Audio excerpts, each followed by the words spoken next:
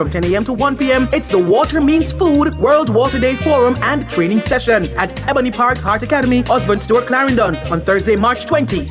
All this and more only on Nationwide 90 FM, the new revolution in media. This broadcast is brought to you by the National Irrigation Commission Limited. Irrigation, making the difference in agriculture.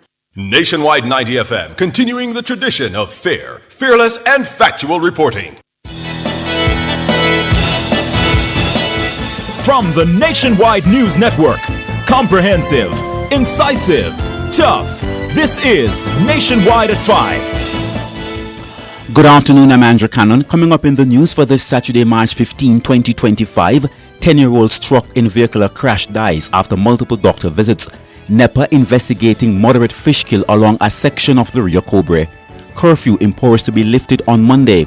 In news from the region, Cuba suffers nationwide power outage, plunging millions into darkness. In sport, JAAA's named a 25-member team to represent the country at the 2025 World Athletics Indoor Championships in China. The details after this.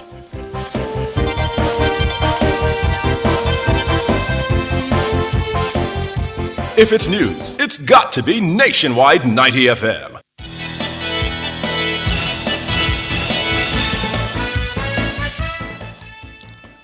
A 10-year-old girl from St. Anne died 2 weeks after being struck by a steel from a motor vehicle crash, despite multiple attempts to secure life-saving medical care. The girl's family and community have been plunged into mourning and are searching for answers following the bizarre incident. Dead is Jada Lee Clayton from Queen Heights in Discovery Bay. Jada Lee, a grade 4 student at the Discovery Bay Primary School, died on Thursday, March 13 at the Maypen Hospital, where she was taken the same day. 2 weeks earlier, on February 26, Jada Lee was reportedly struck to the ground after a piece of steel from a truck carrying construction material hit her in the back. Reports are Jada Lee, another girl, and the girl's mother were walking on the sidewalk on their way home from school when there was a collision between a coaster bus and the truck. According to the report, the other girl was also hit. Family members say Jada Lee was never herself after the incident on the Discovery Bay Main Road. The family says Jada Lee complained about being in pain and was taken to a doctor who prescribed painkillers and ordered an X-ray. The results, which came the following day, reportedly indicated nothing was wrong and Jada Lee was sent home. In subsequent days, the 10-year-old complained of more pain and displayed signs of swelling around her waist. Family members say they took her to the St. Anne's Bay Hospital, where she was treated and sent home. According to her father, Derek Clayton, and Aunt Shellyan Williams, Jada Lee's condition worsened until she was unable to walk and was constantly in pain. On Thursday, March 13, Jada Lee's mother, who lives in Clarendon, took her daughter from Discovery Bay, where the child lived with her father and his relatives, to the Maypen Hospital, where the 10-year-old was admitted sometime around midday. Later that evening, Jada Lee was pronounced dead. Her father is distressed and is trying to make sense of it all. He said Jada Lee was his only child. Her aunt says the father is devastated by Jada Lee's death. Right now, my mother not take it easy because she have high blood pressure, me have high blood pressure. And all the father do a cry. My mother know she not fit drink and a bit special she a drink.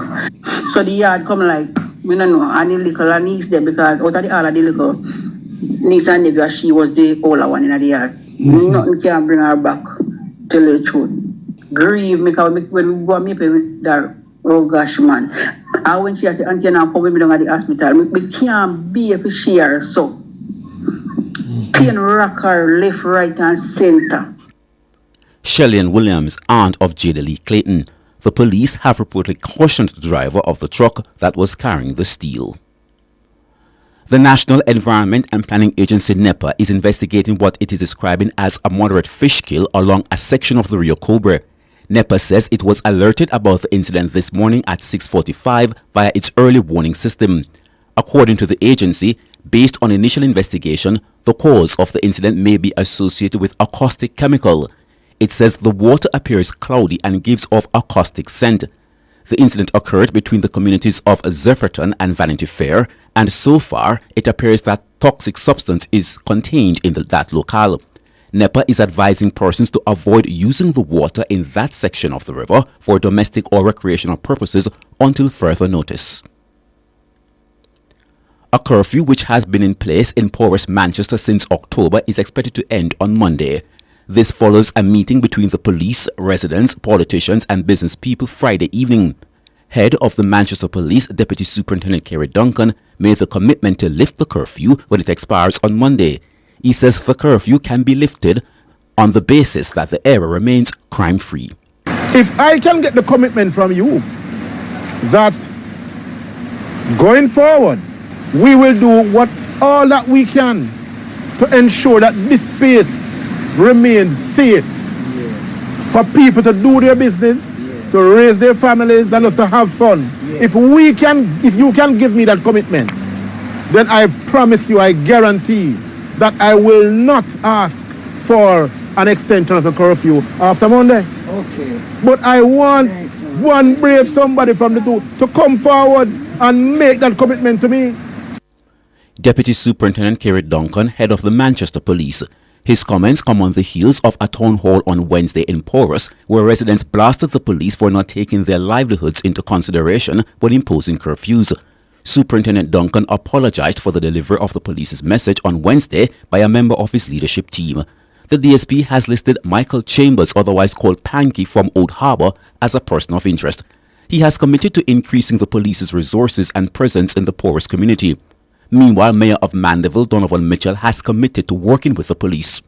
With my colleague councillor, I will, to the best of my ability, work with her and the other councillor from the Belfield side to see how best Porus can come back to the place where I used to come every weekend and buy food up the road there and sit on the piazza and eat with the people of Porus.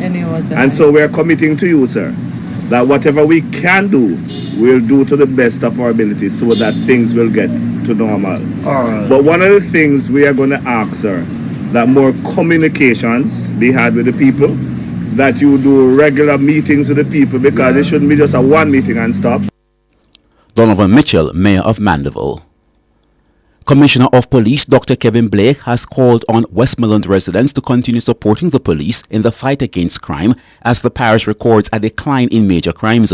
Speaking on Friday at the official opening of the newly constructed Frome Police Station, Dr. Blake described the facility as both a symbol of safety and a commitment to protecting communities. For some time now, the citizens of Frome and surrounding areas have expressed concerns about the need for more suitable policing infrastructure. And today, we take a significant step forward in addressing these concerns. This modern facility will enhance the efficiency of our police officers, improve their working conditions, and provide a more welcoming space for community engagement. I want to take this opportunity to urge community members to view this police station not just as a police station that you come and report crime, but also as a center for partnership, a center for trust and problem solving. To the citizens of Frome, please see it as your own, to work with the officers stationed here and to build strong relationships that will help to prevent crime and maintain peace. As of March 8 this year, Westmoreland recorded 10 murders. That's 2 fewer than the corresponding period in 2024. Dr. Blake also notes that all other major crimes in the parish have declined. He credits the strong collaboration between citizens and law enforcement. Many times when things go well, we say we did it. When things go badly, we say it's all of our responsibility. So we need to share in that celebration. And I'll tell you why. In addressing the challenges of crime and violence, it goes beyond the enforcement of law. It is a whole of community effort. And so it requires cooperation from residents, businesses, and all stakeholders. By simply deciding to obey the law, by a citizen hardening oneself and their assets as a target, and by being active in your neighborhood watches, and by reporting suspicious activities, a citizen contributes to this effort. So your decision not to commit a crime, your decision to protect your community, your decision to harden your own target helps us. And in our field, we call it force multiplier. Dr. Kevin Blake, Commissioner of Police. He sought to assure residents that the Police High Command remains committed to enhancing the force's responsiveness and professionalism, ensuring better service delivery to communities across the parish. The Counterterrorism and Organized Crime Investigation Branch, CTOC, has recovered 3 additional stolen motor vehicles and taken 2 individuals into custody. The recovery and arrest stem from a recent operation in Kingston and St. Catherine between Tuesday, March 11 and Wednesday, March 12. The operation forms part of an ongoing investigation by detectives assigned to the CTOC Stolen Motor Vehicle Unit. The additional vehicles recovered are a white 2012 Nissan AD wagon, a 2015 grey Nissan and a Nissan AD wagon. This brings to 10 the total number of stolen vehicles recovered in less than a week. 7 of these vehicles were recovered during operations conducted between Friday, March 7 and Saturday, March 8.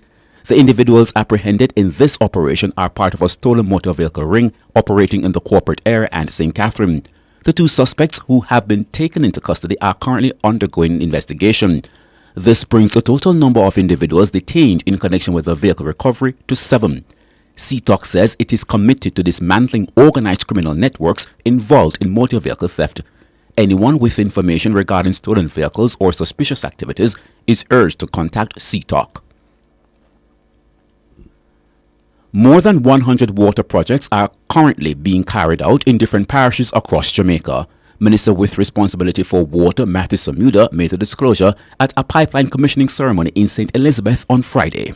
We are underway with over 100 water projects throughout the length and breadth of this Jamaica land we love. 100 projects, 42 major capital projects and 60 plus minor projects being executed between the National Water Commission, the Rural Water Supply Limited, JSIF, and a few being supported also by the NHT. The new pipeline will improve water supply to residents of Charlie Gallant and New Holland in the parish. Minister Samuda says several other water projects are scheduled to start in various communities in St. Elizabeth in the coming months.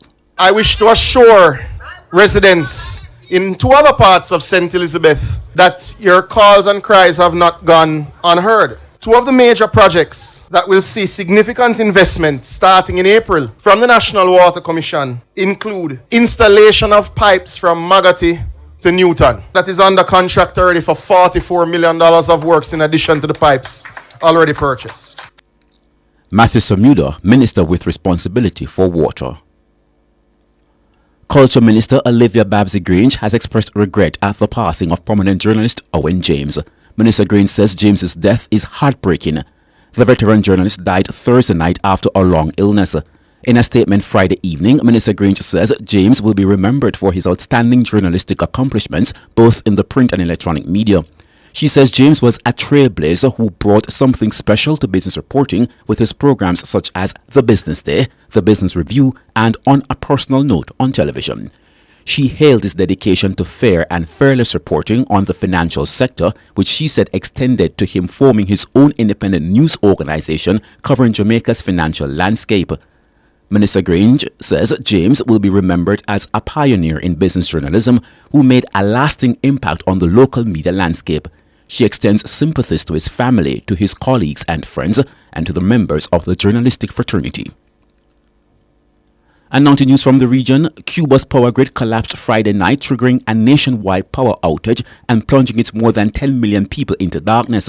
Cuba's Ministry of Energy and Mines said in a statement that around 8:15 p.m. Friday, a failure at the Diez Mesero substation caused a significant loss of generation in the west of Cuba, and with it the failure of the national electric system.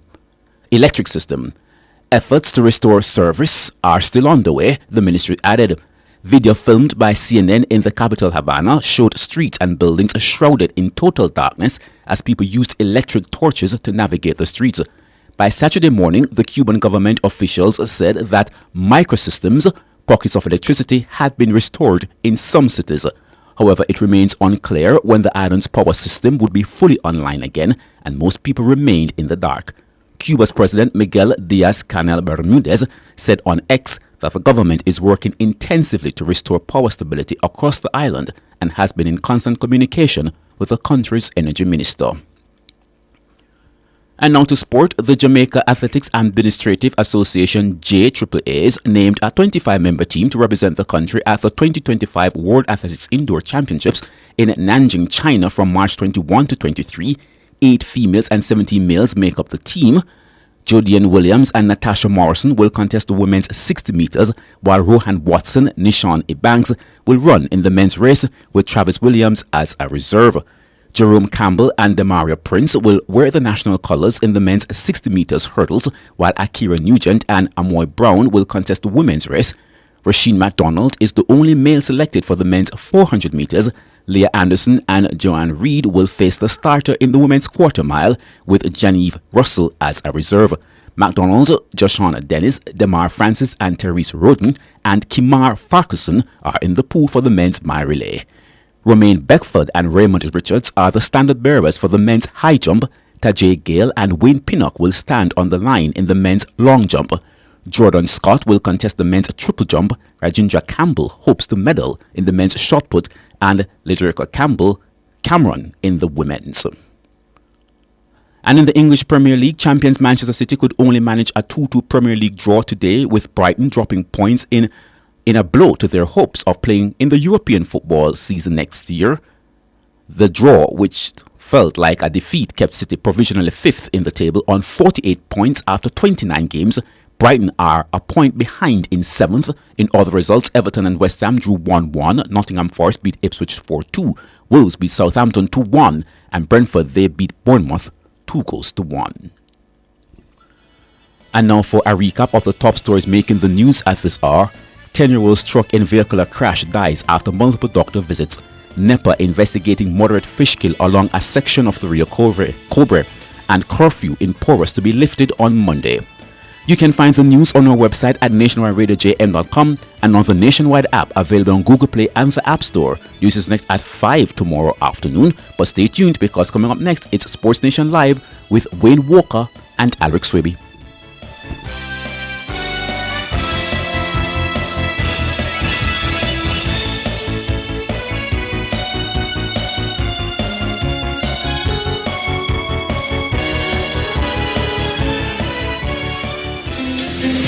Strong financial records are the backbone of every successful business.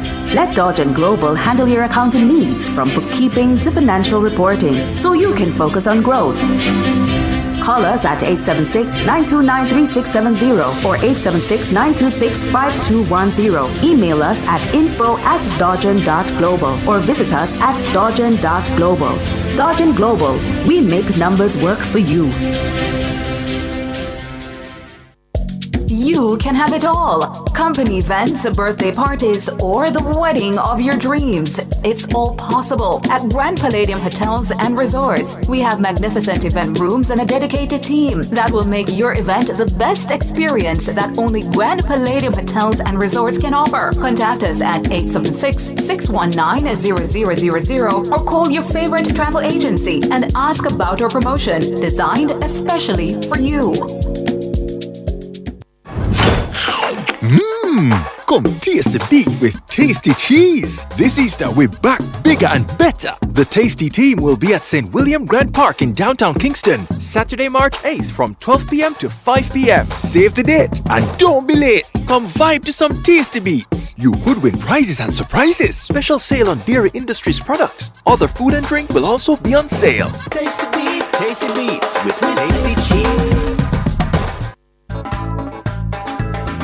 Labour rights? Kevin Frith hosts Area Council 1 meeting in St. Andrews Southeastern this Sunday, March 16 at YWCA 51 Arnold Road, 4:30 p.m. Deputy Leader Desmond McKenzie rallies the team with MPs Juliet Holness, Favour Williams, Matthew Samuda, Dwayne Smith, Senators Atka Fitz-Henley, Marlon Morgan, Delano Seavright, Council Caretaker Camilyn Reid and others. We ring the bell as we come to you, standing on a strong record of performance. JLP active and strong. Area Council 1 meeting hosted by Kevin Frith this Sunday, YWCA 4:30 p.m. See you there! Tune in to Nationwide 90 FM from 6 to 9 p.m. It's the Area Council 1 meeting at YWCA School Leavers Institute, Sunday, March 16. All this and more only on Nationwide 90 FM, the new revolution in media. This broadcast is brought to you by the West Kingston constituency and the Jamaica Labour Party. Due to the broadcast of the Area Council 1 meeting on Sunday, March 16, Jamaican Dads, Immaculate Moments, and Baha'i Faith will not be aired. This is a public advisory. On Sunday, March 16, 2025, the Mayor's Parlour will be aired from 12:30 p.m. to 5:30 p.m. We do apologize for any inconvenience caused.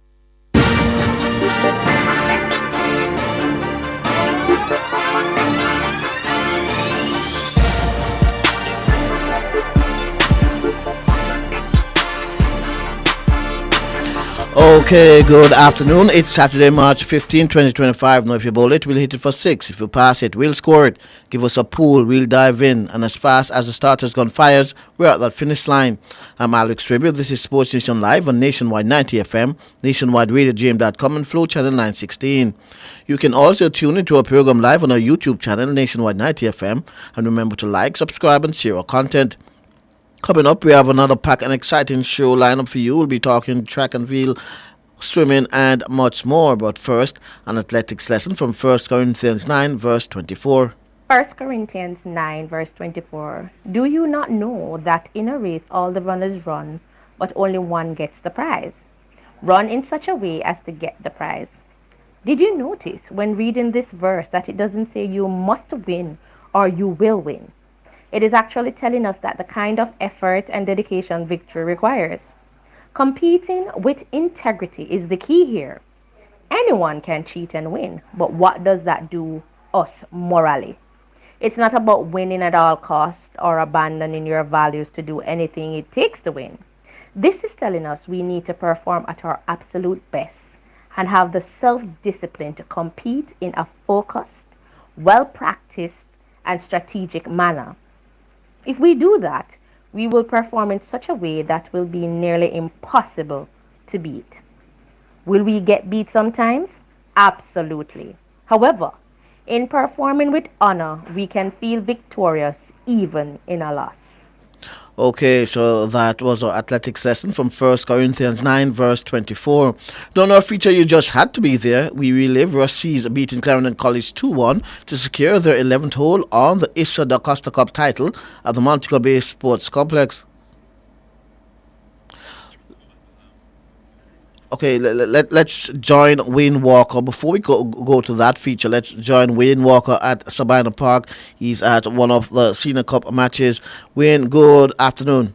Yeah. Good afternoon to you, Alric. You're right. You're joining us live here at Sabina Park. It's the opening day of the newly rebranded US Automotive Mackel holding Jamaica Senior Cup competition. As I mentioned yesterday, some 34 games been played over the country, and we're here at the home of the defending champions, Kingston. They're playing Boys Town. In fact, a close of play, and I've asked you to join me before at this time because the teams probably will be getting ready to leave and we want to hear from the captains of the respective teams. But before I do that, let's just give you the score. Boys Town won the toss this morning and they inserted the Kingston team, and the Kingston made 284 for 6, declared Akim Fraser the captain. He top scored at 56. Nikolai McKenzie made 50, and Javon Buchanan made 43.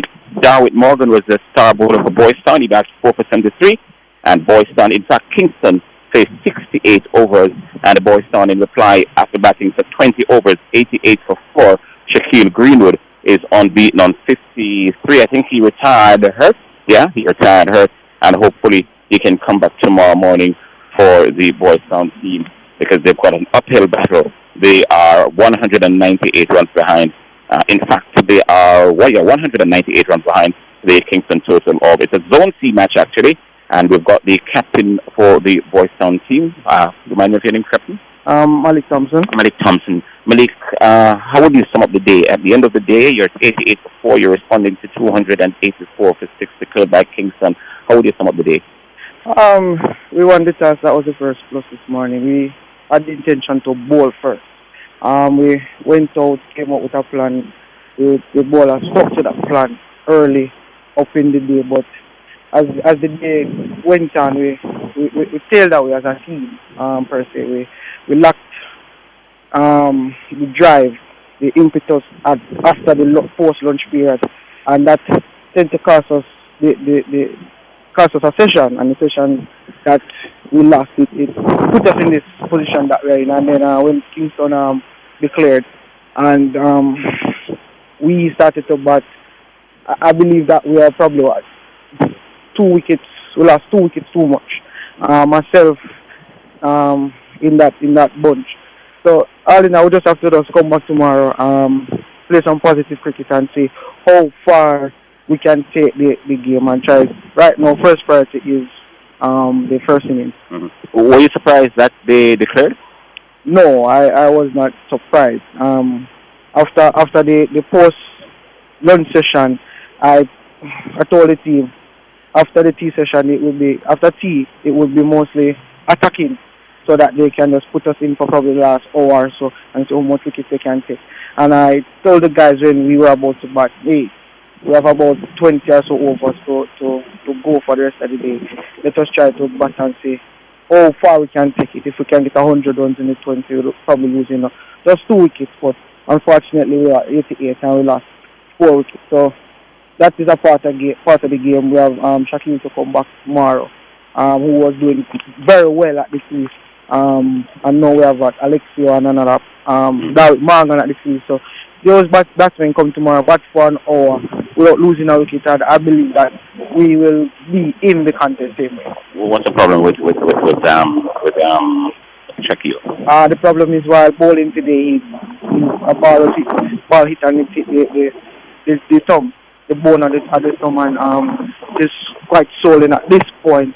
So we're gonna see how much we can ice him tonight and see how much treatment we can give him overnight, so he'll be ready for tomorrow. Thanks a lot, brother. All the best. Yeah, man. Thank you. No problem. Yeah. We've also got the captain of the Kingston team, Akeem Fraser, with me. Of course, I said before, he top scored. Akeem, thanks for stopping by and having a chat with us. 284 for 6 to clear the 88 for 4. How would you put this into summary of the opening day? I think it's been a good day for us. Would have wanted 1 or 2 more wickets in the evening session, the post-tea session, but I think it was a very good effort. We got a good total on the board. I think it was a good opportunity for batters to get scores. Unfortunately, nobody in the top 5 or top 6 got past a half century. We got half centuries from number 7 and number 8, but that's what it is. It's a team sport, and it was a good collective effort. First outing of the season, I think 280 plus for 6. That is a good first innings total. At what stage of the game you started thinking about that career? Well, to be honest, this is the sort of fixture that we were targeting to get an outright win. When you look at the zone, no disrespect to Boystone, they're a good team, but I think looking at the zone, the JDF and our team were the 2 teams that went to the finals last year. I beg your pardon, and only 1 team can advance from the zone. So it's the winner of the zone that will advance, and probably the 2 best second place teams across 6 zones. So it's really competitive. So we have to give ourselves a chance to get the best possible outcome from this game, and that's an outright win. So we had to think about declaring, and we wanted to declare just at tea or maybe half hour after. Yeah. Right. So the opening day is always almost like the opening day at school. You're trying to run around to find your class, to get new friends, and so on and so forth. It's not the same here because you guys are used to this. You have your same teammates by and large, and you know the team. So what sort of an opening day was it for you? Generally, I mean, the jitters, you're coming into the new season. Last night, you probably got together, decide what you're going to do. What was the process like coming into today, sort of? I don't think there were many nerves. We know that we have a target on our back this season, being the defending champions, being the team that won both competitions last year. But we have an experienced group. We have a number of players that are representing the Scorpions now, but we still have experienced players in the bunch now. We have about 4 or 5 players who have played first-class cricket representing us today, and we really relied on them to show their experience and to bring their class to this outing, and we got that from them. So it's really about going out and executing tomorrow. We have the skills and we have the ability, so it's just about getting the result that we want. All right, so this interview is live. You've been heard all over the world to the stream as well, and so Michael Holding might be listening, so be careful of your answer. What's your take on this new rebranding with the Michael Holding on it? When people overseas or wherever they are here, the Michael Holding, the name itself probably might make you say, wow, Michael's name is on a big league in Jamaica. It should be a good league. Let's take a stock. But what's your take on it, though? I think it was necessary. It brings a bit more attention to the league, to the competition. Michael Holding, of course, is a legend that goes without being mentioned. You don't have to mention that.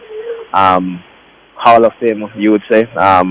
Big name in West Indies cricket, Jamaica's cricket, and it's an honor to him to have the competition named after him.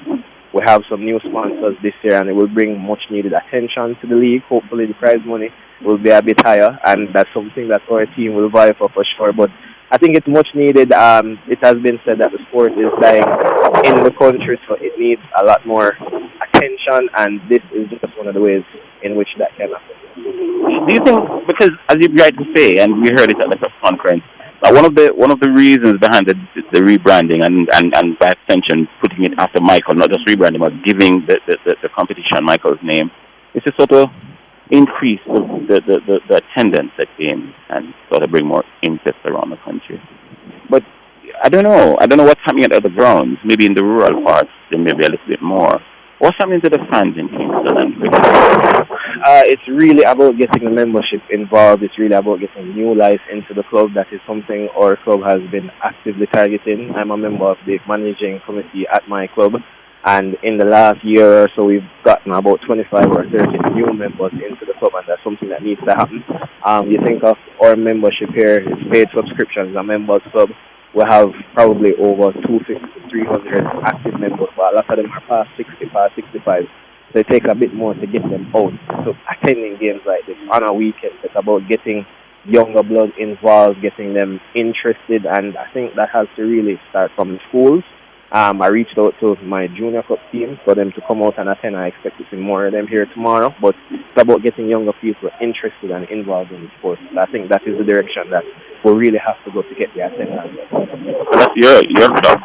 You probably require other things that other people. Definitely, I think that is required. It's getting the community involved. You think of a team like Boys Town when they play down by College Smith Drive, it's about getting people interested. You know, football is a big thing there, but it's about getting people interested in cricket. I know in the rural areas, the attendance is a bit more. The fields are pretty much in the heart of the communities. They're in the middle of the communities. I think about the field in Portland because we've played there before. It's right in the community center, so it's that sort of interest that needs to happen. More can be done from the marketing side, I feel, and it has to come from the players as well. It's an opportunity for them to perform, to showcase the skills, get your family and friends and everybody involved, encourage them to come out and watch you. All right, Akim Fraser, thanks for talking to us on Sports Nation Live here on Nationwide 90 FM.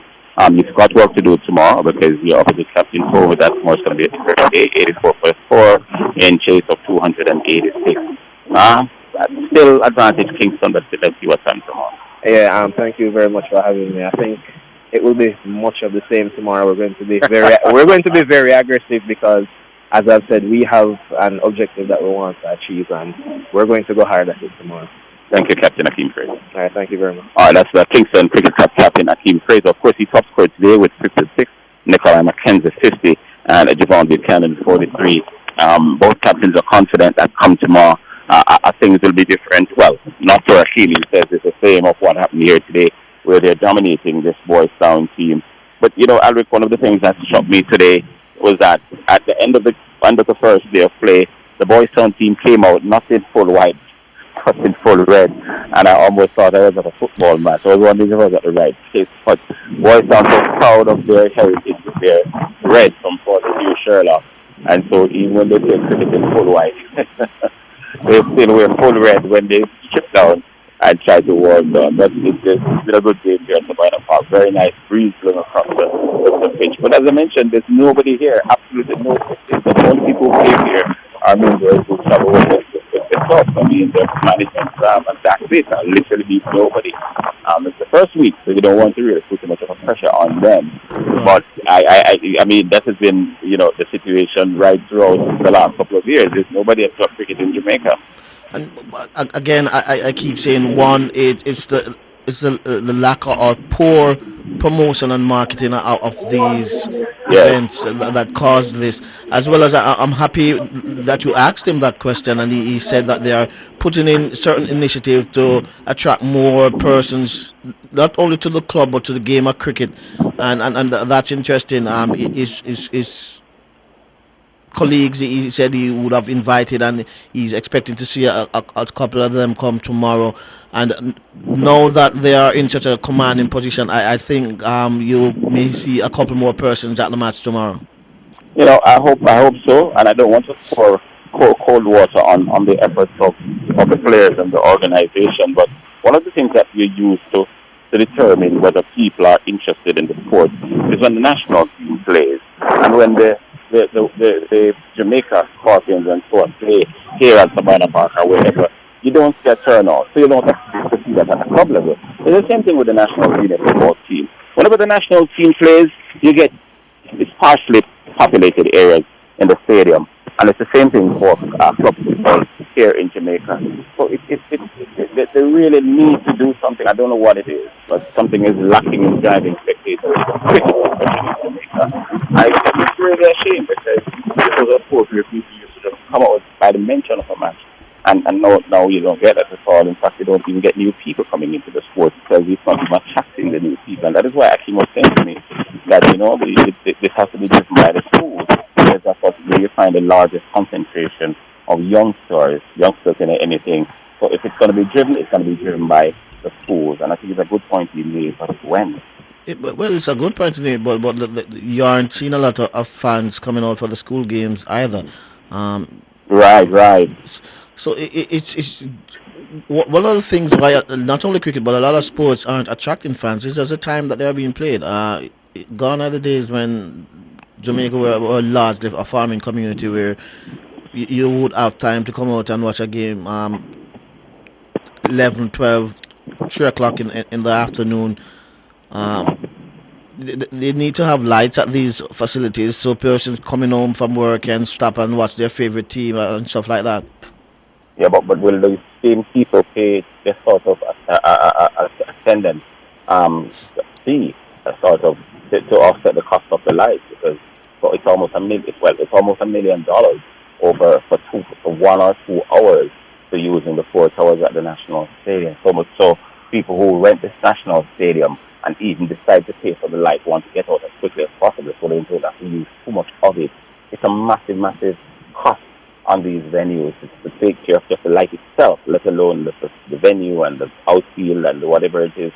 It costs money, and people don't pay money to go to sports. Let me tell you something. You if you go down to Arnie Gardens tomorrow, you probably find more people want to go in free than to pay for a Premier League game. Yeah, and we're talking about like $800 or $1,000. If these people were to charge the money to use the light, you'd be looking at paying $1,500 to $2,000 than a Premier League game, and I suppose you could stretch it across other sports. The fact is they're not going to pay it. They're not going to pay it consistently. Even if you pay for one game, they're not going to use it consistently. And that's just the reality there. Well, I believe the product will have to be good for a person to want to shell out those money consistently, and you'll have to have them buy into, in order for them to buy into the clubs as we do for a Liverpool, a Manchester United, a Manchester City. We're all the way here in Jamaica and we are loyal to these clubs. Most persons have a Manchester United jersey or a Liverpool jersey over a Jamaica Premier League jersey, and it's because of how attractive that league is. True. But ask them how many of them bought that Manchester United shirt. Ask them how many of them, because one Manchester United shirt, I can tell you that I buy the Premier League jerseys quite often when I'm in England, and there have been times when you walk into a store and the Manchester United jersey at peak could fetch you 120 quid, and 120 quid you're looking at close to 25,000, 30,000 Jamaican dollars. I don't see anybody's going to buy that. They get them from their relatives abroad, or they get them knockoff. If you're going to get a real item from Manchester United or Liverpool or Arsenal, the fact still remains that they go to the way to get some replica of their international clubs that they support. They would, if they had a product that they could support, that they would enjoy, then they would do the same for the local league. Yeah, it's a dynamic that I think, it needs to sit down and have just a good chat about with all the stakeholders, because it's hard. I mean, the wearing of local club jerseys here in Jamaica has gotten better. When I go to a Waterhouse match, I think they're along with Mount Pleasant Academy are the leaders when it comes to that. True. You see a lot of those jerseys. Arnie Gardens are doing well when it comes to people wearing their shirts. And funny, Harbourview were the ones who took the lead in all of this, because they were the first to really get a decent mini stadium sort of. And so they were setting the standard guide, not only getting the mini stadium, but also getting the shirts and so on to match. And so, a lot of clubs have come around. But you're right, if you go to the most ardent Waterhouse fan, who is also a fan of Arsenal, and you put the 2 shirts in front of him and tell him to take only one he can take, he'll pick over the Waterhouse shirt and take home the Arsenal shirt. So you're right. But what in his mind, it is not just Waterhouse against Arsenal. He's looking at an international brand that if he walks to Iran tomorrow, somebody can tell him that it's an Arsenal shirt he has on. You know, if he goes outside of Jamaica, only a Jamaican or most of the Waterhouse fan will tell him that's a Waterhouse shirt. So it brings a lot more prestige to it because it's an international brand, the Arsenal or the Liverpool. True. And you know how we are already when it comes to foreign things. True. Well, I still believe that the league just needs to be more attractive. The entire sporting fraternity, that is. Yeah, for sure. Because I just think we are so into the. I look at the 5 Clarks that you wear to work every day, for the rest of the week. I mean, people, if you build a Jamaican shoe and it looks better than the Clarks that you wear to work in the days already, people are still going to go for the Clarks. They don't go for the look. They go for what the international brand is. And I really don't know how they're going to be. Look at Cavalier. On Thursday night, I was in the National Stadium, yeah? And I can't remember seeing one Cavalier shirt, not one, yeah? and Rudolph Pete was saying the day after that they still have shirts and stuff. Nobody, but you saw a lot of Inter Miami, and you saw a lot of the Argentina shirts and so on and so forth, you know? And I can tell you, if you went to the stadium that night and stand up with Cavalier shirt in your hand and stand up with Inter Miami shirt in your hand, I'm sorry for you with the Cavalier shirt, you have to take them back home. True. Okay, then, Wayne, I don't know where you will be the next time we join you, but... I do, though. I know where. I'm going to be at Legally Club where there's a squash final, men final, and ladies final. Right. I'm going to head up there. Oh, okay, so we'll look out for you and hear what's happening. Yeah, the ladies final starts at 6:30. Well, you probably can still join me before 6:30 to sort of get an idea what's happening there. No problem. All right. Okay, Wayne Walker coming to us live from Sabina Park at the JCA's Michael Holding Senior Cup cricket competition between Kingston and Boys Town. We continue with our feature, You Just Had to Be There, where we relive Rossies beating Clarendon College 2-1 to secure their 11th hole on the Issa Da Costa Cup title at Montego Bay Sports Complex. We're off here for the 2017 Da Costa Cup final here in the tourist capital of Montego Bay. The clearance only as far as Williams. Phillips with the overhead kick. Goes through to Nikhil Daly!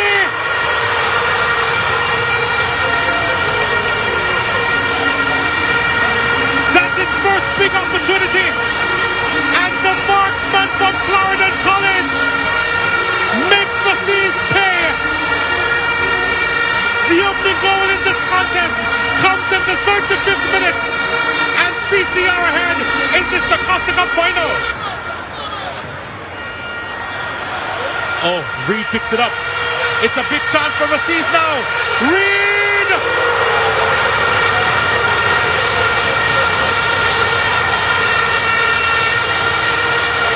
Montego Bay is rocking!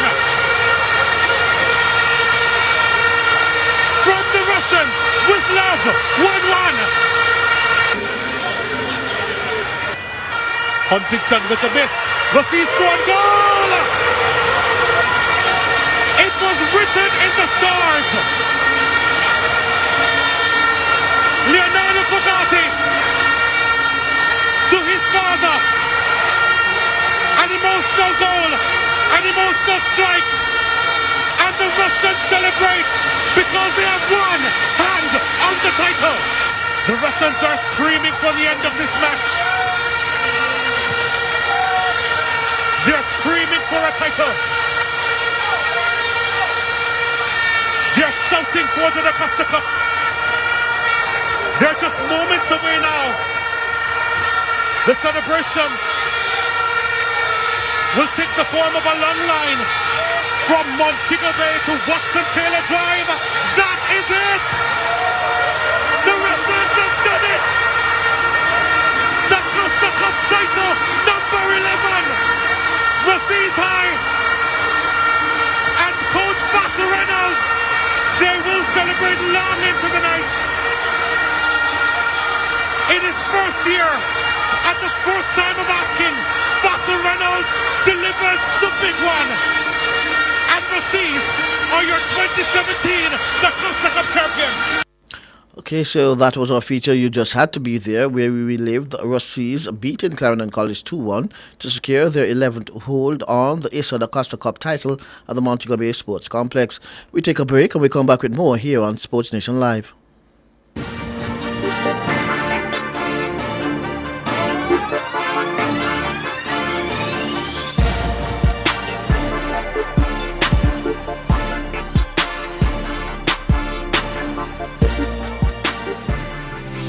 Need to make a change to your title or need a title?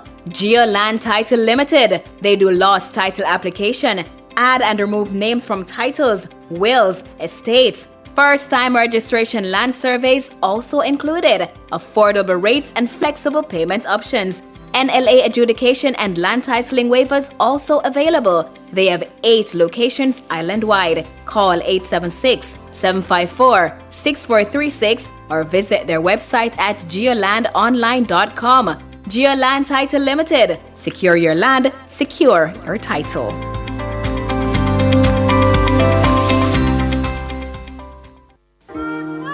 Coveside Concert Series presents Timeless. It happens on March 29 at Plantation Cove, St. Anne, featuring international superstar Dionne Warwick and more stars Myrna Hague, Queen Marcia Griffiths, and Dwayne Stevens. Timeless, March 29. Showtime is 8 p.m. and tickets are now available at Fesco, Fontana Pharmacy, Plantation Smokehouse, and online at coveside.aitix.com.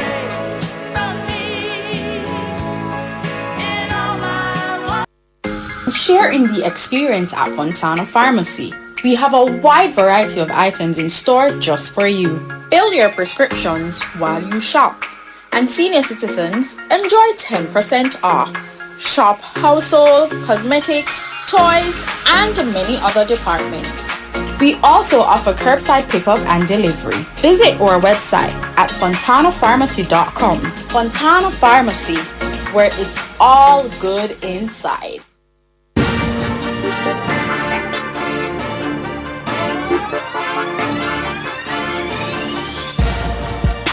Okay, good afternoon and welcome back to Sports Nation Live. I'm Alric Swiby, working with Kevin Williams on the other side of the glass. We'll be talking some track and field now as Top Track Academy will be hosting a track invitational at Richmond Park Sports Complex on April 5.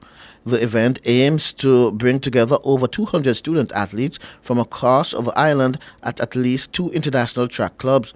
Now, to tell us some more about this, we're talking with founder of Top Track Academy and event organizer Matthew Tapper. Matthew, good afternoon and welcome to the show. Hi, good afternoon. Thank you for having me. It's my pleasure. Matthew, for listeners who aren't quite familiar with you, tell us who is Matthew Tapper, your antecedents in track and field as well as Track Academy, Top Track Academy. Okay, sure. So, I've been coaching in track and field for about 8 or 9 years now. Top Track Academy started back in 2023, where I saw a need for us to have like a youth track and field program outside of schools. So that is where Top Track came from. Right. Tell me, now that you have designed this track invitational, as we said earlier, it's aims to bring over 200 student athletes from across the island. Tell us some more about that event. Okay, sure. So the Top Track Invitational is our very first track and field meet. We found that there wasn't enough competition opportunities for our children in the prep and primary school age group, so we kind of wanted to add to what was there, what is there currently. When I was coming up in track and field, I remember we used to have the common and over distant meet and the Mavisville meet, which is not there anymore. So we kind of want to come in and fill that gap with our very own 300-meter grass track meet. So the track meet is a development meet. It represents one of the very first track meets that you'll see out of the prep schools at. And it's a chance for coaches to see where their athletes are as they prepare for the prep school championship. And it's also a chance for the opportunity for the community to come out and kind of see what's going on. It promises to be a fun-filled day. We have lots of music and surprises, so yeah, man, you can look out for it. Right, and is this event only for prep school or prep and the primary schools? So both prep and primary schools are invited, and both prep and primary schools will be in attendance. Right, and you would have reached out to some of these schools already. What have been the reception? It's been good. We have quite a few schools that are committed to coming with us, both prep and primary, so we're excited. I mean, of course, it's the first time meet, and it's the same weekend as the Athletic Grand Prix. So, you know, we're dipping our foot in the water, but our stakeholders have put in a lot of work to get the meet under undertaken this year, in our first year. I want to take this time to shout out to RTA Biz, who have sponsored us through their company, Ship It JA. Right. And 200 student athletes from across the island from prep and primary schools. What are some of the events that you mentioned? The 300. What are some of the other events that will be on show? All right. So for class 1, we're going to have 300 and 150. For class 2, we're going to be doing the 200 and the 100. And then for the class 3, we're going to have 120 and 80. So these events will be considered somewhat over distance for the prep school, but there's also common training distances that coaches use. Outside of those events, we're going to be having relays as well, and then an exciting Mothers and Fathers Day. Well, Mothers and Fathers race that you say at after day. Sports Day. Right, yeah, man. Right. And this event on April 5, I mean, you would have looked at the track and field calendar and see how packed a schedule it has. April 5, you would have decided on this day because? So, in terms of for the prep schools in particular, because my academy, we have one prep school currently subscribed to us with another one about to start. So, we kind of cater more to the prep schools. And when you look at the prep school season, it's maybe about 5 or 6 meets for the year, which really isn't that much. Mm-hmm. So, we figured, hey, let's come back with a grass trap meet. Grass trap meet used to be so much fun when I was coming up, and it kind of bring you back to where track and field started. So while with the primary schools in April, they're a little bit closer to their championship. In prep school, our champs is June. So it's just a great, I would say, time of the year to do a development meet for that. And I just felt like the prep schools needed one at that time. So, from what I'm getting, I'm figuring you're saying that the Top Track Academy is about grassroots athletes and not senior athletes or high school athletes. It's about grassroots athletes, and that's what Top Track Academy is all about?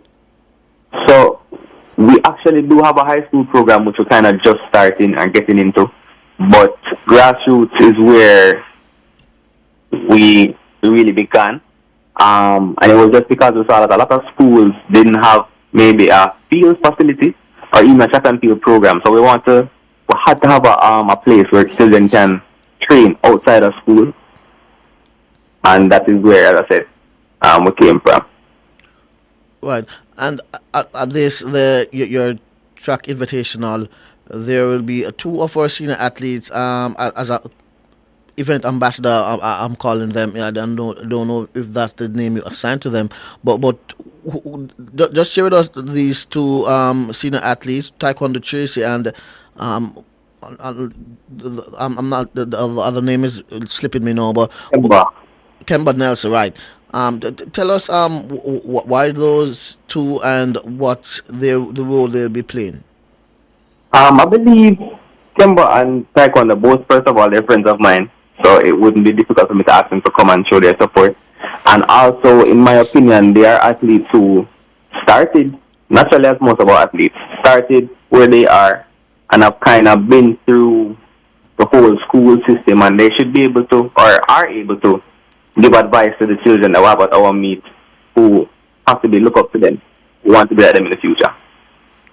Right, and this meet, Jamaica, we're known for the sprints. Are you seeing more interest in sprint events at this meet? Well, I mean, as Jamaicans, you know, we grow up and we see Shelly and we see Usain Bolt. So naturally the kids are going to gravitate towards it. And the most recent Olympics again, we saw Kishain Thompson almost winning the men's 100. So naturally Jamaicans are excited about that. Right. And how I think, yeah, man. And will there be any sort of field events at this meet? Unfortunately, we won't be having any field events this year, just because we kind of, as I said, it's our first year, so we kind of want to focus on a few key events, and then next year we can branch out into field events. Right. And at the end of this track invitational, What would you and your fellow organizers count as success? A successful day for us would be a day where the family can come out and have a good time. We want the races to be competitive and athletes to feel like the work that they're putting into training it counts for something. Every opportunity to compete is an opportunity for children to learn and develop as athletes in several areas. And so we'd say a successful day is a day where everybody comes, gets to compete and have fun. Right. Coming out of the pandemic, we realized that not everyone can make it to the venue. Will the event be streamed or packaged in any way for social media? So we plan to do some post-event posting on social media, and we won't be doing any live streaming this time because, as I said, it is an event for the community. So we're encouraging people to come out. We are post-COVID, and we're still connected, and we need that connection. So come on, man, and enjoy the day. But we will also posting some content on social media after. Right. How about leading up to the event? Well, you're here now, but when will you be vigorously promoting the event? So we're actually just about to start promoting the event now. Been somewhat busy with champs and still trying to, finish up our general preparation, which we're just about wrapped up. So promotion starts now, I would say, on this radio interview. Right. And like I said, this is your first venture into this for this invitational. But the Top Track Academy, I'm sure your athletes will dominate in terms of numbers at the meet. Who are some of your athletes that people should come out and look out for? Well, I don't really want to call any names, but we have a number of athletes out there, man, that I expect to do well. I don't know if you would say my athletes have to dominate enough, because as I said, I have quite a few other schools who are planning to come and they have some past athletes themselves. But really, it's not even about the names. The races will be seeded, so all races will be competitive. We don't want any athletes to feel like they're too slow. So as I said, we're going to get all athletes who are, running similar times together, and that way everybody can feel like they had a fair competition, they had a fight, and they can motivate them for the next one. Right, and tell me, over 200 athletes. What's the age group you're looking at? So we're going to have between age 6 to just about 12. So that's the prep and primary level only. Right. But what I'm saying, the categories that these athletes will be running in, are you looking for all from 8 to 12, or are you going from the grade 1s up to 6th grade? What's the okay? So we have through the class system that is in place. So class 3 is ages 6 to 7, class 2 8 to 9, and class 1 I believe at 10 to 11, something like that. But all that is sent out in the registration packet, which you can find on we should be able to find on our social media at Instagram at TAPP Track Academy, and in our bio you find the link to register. Right. And so you're saying you're gonna have from class 3 to class 1? Yeah, man. Right. Okay, then you mentioned one of your sponsors earlier. Are there anyone else in terms of sponsors that you want to mention? No, not at this time. I have a couple other companies with interest we're still communicating with, but I do want to mention my team, Henry, Andrea, Marianne, everybody that's coming together to make this event possible. When I said they have been working so hard and doing things that I thought impossible. So I can tell you, anybody who comes to the meet, can see things that you've probably never seen at other chat meets, and that is thanks to them. So just big up my team, and of course, again, RTA to Ship It JA. Right. And finally, let me get an opportunity to invite the entire community out in Jamaica. Yeah, man. So I just want to encourage everybody to come out April 5th at Richmond Park Sports Complex, formerly Maxfield Park. That is at 89 Maxfield. We have a nice grass track, 200 meters. The kids will be having fun. We have food on sale, drinks on sale, music playing. And just a good fun day. 10 a.m. to 4 p.m. is the meet time. So yeah, man, come out and show your support. It's just $500 for adults for coming. 300 for children. Right. Okay, so Matthew, thanks much for stopping by and sharing some of your plans for this track invitational, as well as bringing us up to speed as to what Top Track Academy has been doing. Yeah, man. Thank you so much for your time. It's my pleasure. Okay, so that was Coach Matthew Tapper, the head coach of Top Track Academy, as well as meet organizer for the Top Track Academy Track Invitational. We take a break and we'll come back with more here on Sports Nation Live.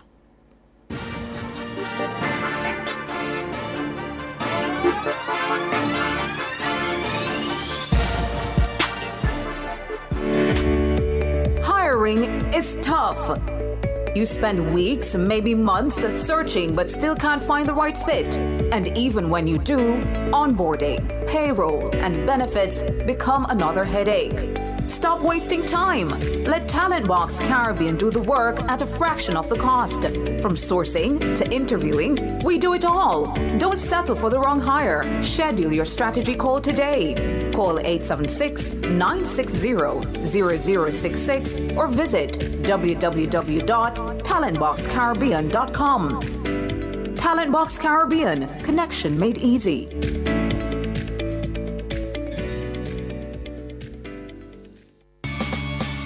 Enough power tool, big to small. Jackama figure dig the wall. Our total tools. Weed waka figure trim the lawn. We have everything a job demand. Total tools. We rent them, sell them and fix them. Also give Total Tools a call. When I say home improvement, landscape construction, a Total Tools are your option. Home improvement, landscape construction, Total Tools are your option. Total Tools located at 102 Main Street, Ocho Rios, 34 Slive Road, Kingston. And lot C6 Jacksaw, St. Anne's Bay. Call us today.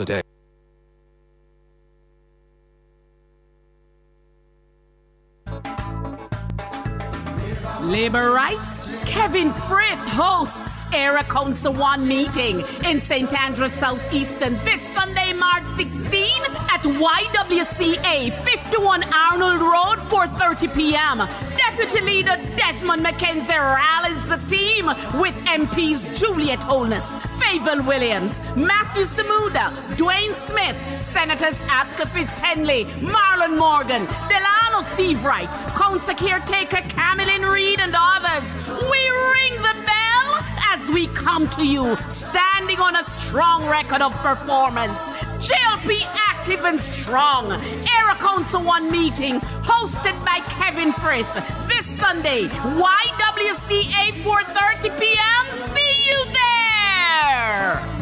Tune in to Nationwide 90 FM from 6 to 9 p.m. It's the Area Council 1 meeting at YWCA School Leavers Institute, Sunday, March 16. All this and more only on Nationwide 90 FM, the new revolution in media. This broadcast is brought to you by the West Kingston constituency and the Jamaica Labour Party. Due to the broadcast of the Area Council 1 meeting on Sunday, March 16, Jamaican Dads, Immaculate Moments, and Baha'i Faith will not be aired. This is a public advisory. On Sunday, March 16, 2025, the Mayor's Parlor will be aired from 12:30 p.m. to 5:30 p.m. We do apologize for any inconvenience caused.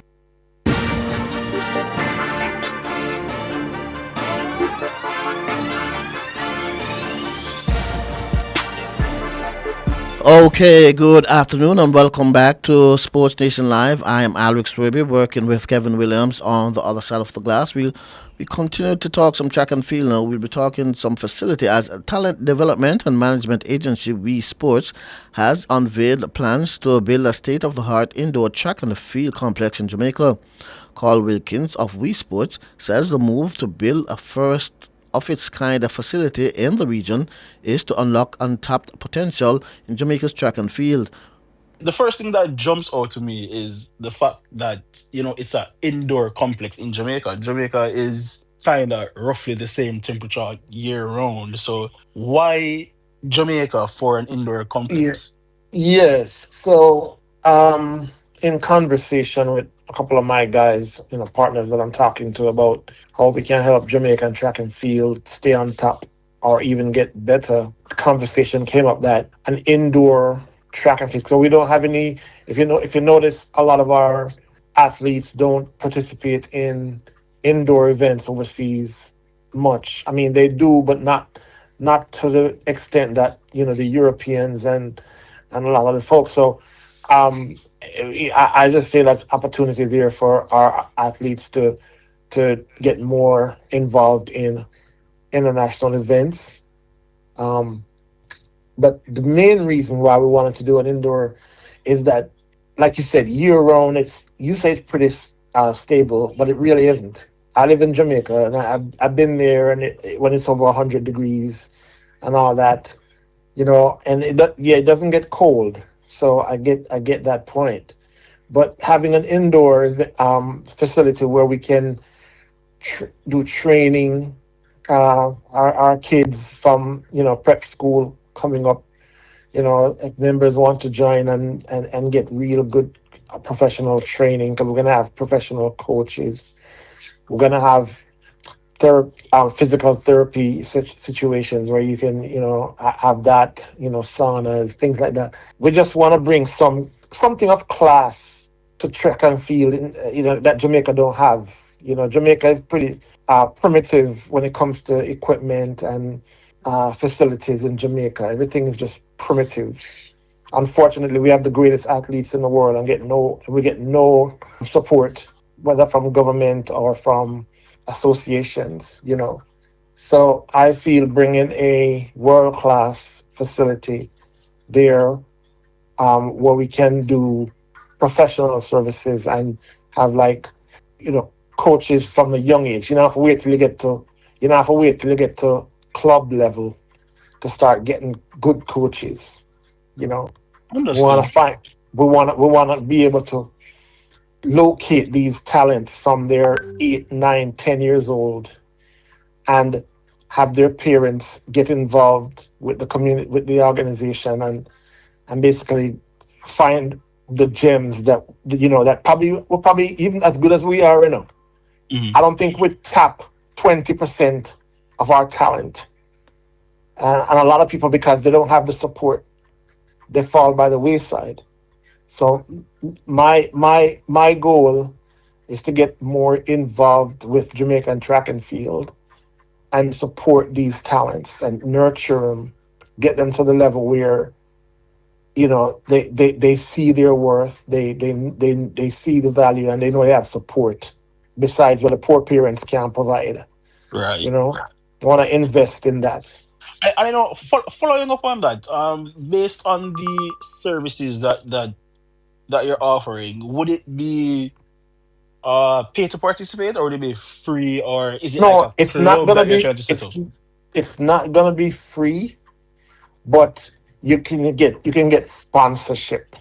See, so between my company and I mean, not only me, but just anybody in general who wants to be a part of our movement, they can see a talent, and even though the parents can't afford certain things, there can be sponsorship, whether from private equity, private entities, or even public support.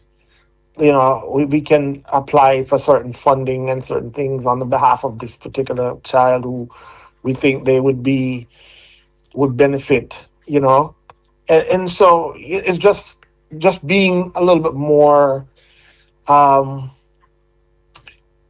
open-minded and open and clear-eyed as to the reality of the situation in Jamaica. Not only Jamaica, and most poor countries have the same issue, but I am a Jamaican, and I want to see Jamaican track and field stay on top or get even better. So by having the facility where folks can come in and get like a YMCA type of experience. You're familiar with YMCA? Yes. And so we would have the indoor 200-meter track. We have the 60-meter track. We have that, and the high jump, the long jump, all our things that we focus on, 400 and 4x1s, things like that. So I just want to bring it inside a little bit. Now we have plenty of fields around the country that can outdoor. You will still have that, and we're probably gonna have on the property, because the property gonna be a pretty big property where we can have an outdoor track as well. So we do that, but for like just have indoor experience. We have offices there where folks can come. You have the medical facility there. You have physical therapy, and then you have coaches on staff. So Right. can't do that all outside. Can't just have everything in the sun. Right. So every day. So I don't know. I was curious. The press release didn't say, but what's the timeline or proposed opening for this facility that you have in mind? 2027, because 26 is when we want to break ground. Hopefully, right now we're looking for land space in Jamaica, and we're thinking somewhere in the middle of the country.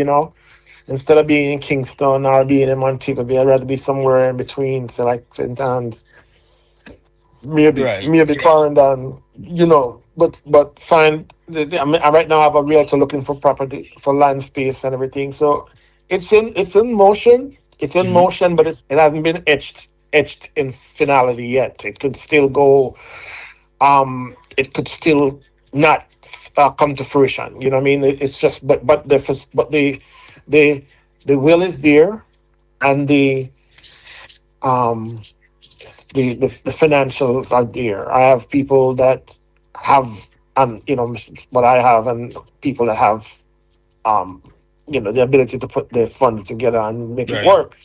But we want to make sure that we have the support of like the J3A and the associations, track and field. We want to include them. We don't want to have the war and nobody Right. he's against us and all that. None of them things. There's professionals, well done, and it's supporting all those different organizations. We want to support them. Right. And speaking about financial support and sponsorship, in the statement it did say you're seeking Yeah, sponsorship. In as sure. much as you can share about how much would this cost? The project gonna cost about 12 million US, Okay. and we pretty much have half of that, as far as the people who have given us assurances and what I'm investing and whatnot. So the half is already there, and we want to get some other people involved. If anyone wants to come in, we can get corporate sponsorship. We can get government. If they see a value in it, and we pitch it to them, and they want to put some resources to it, I'm open to that. Um, so right now it's all in the preliminary stage, but it's been well thought out, and we have interested parties in place that if everything goes according to plan, we can break ground next year. Or I'd like to do it sooner, but Right. realistically, I have to say the part about the heat, when I heard indoor, I was thinking about, Jamaica is not cold enough for indoor, but the opposite didn't cross my mind. And as soon as you say it, I realized, yeah, that's facts. man. I'm in Jamaica in the summertime, and I tell you, it's It's brutal. brutal. It You know what I is. mean? So, It is. and these kids, a lot of them, but they need to be strong and they need to be tough, and I get that. That's probably what helped us to be so fast and so good.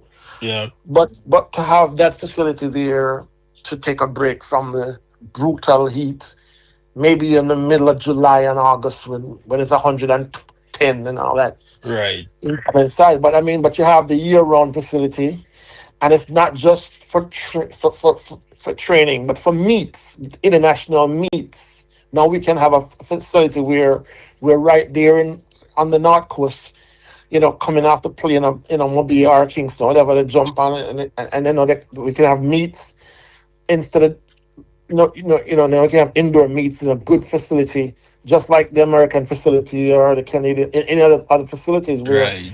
we can get on the circuit, and have like one or two meets, international meets a year, and a bunch of local meets. Just one final question.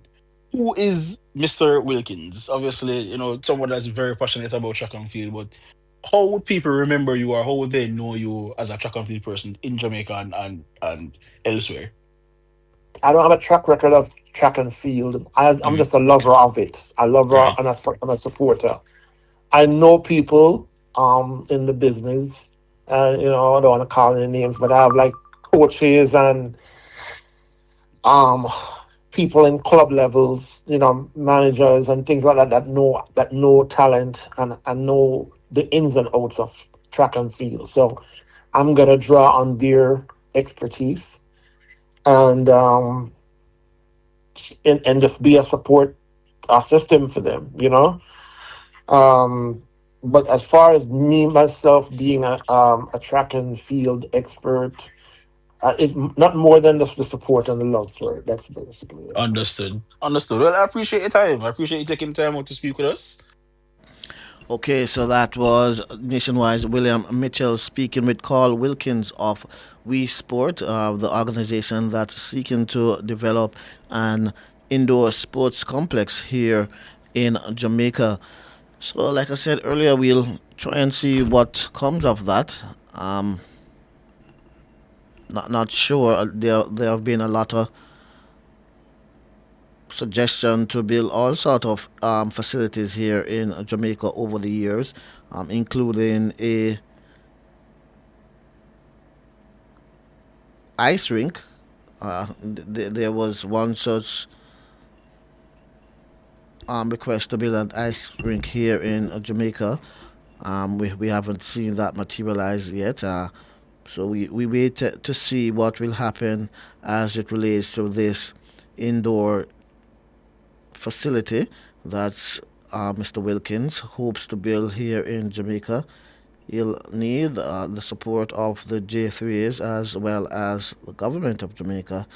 I'm sure he would have reached out to them to see what sort of assistance they would want to give this project, as well as to give their support for it.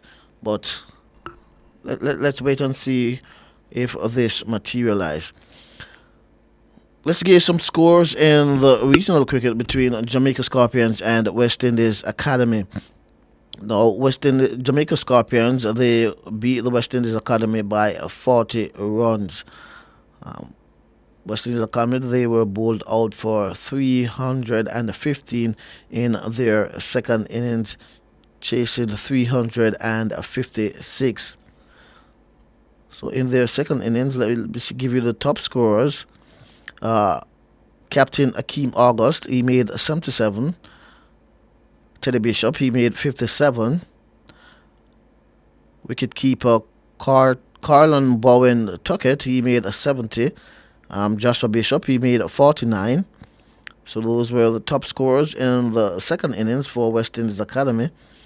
The bowlers for Jamaica Scorpions, Marquino Mindley, he took 3 for 46. Jay Seals, he took 2 for 51. Javor Royal, he took 2 for 77, and Brad Barnes 2 for 80. So that was the second innings of the West Indies Academy. Jamaica's second innings, they were bowled out for 191, with Brandon King making 77, Javel Glenn 39, and the bowlers for the West Indies Academy, Johan Lane, he took 4 for 50. Joshua Bishop, he took 5 for 35.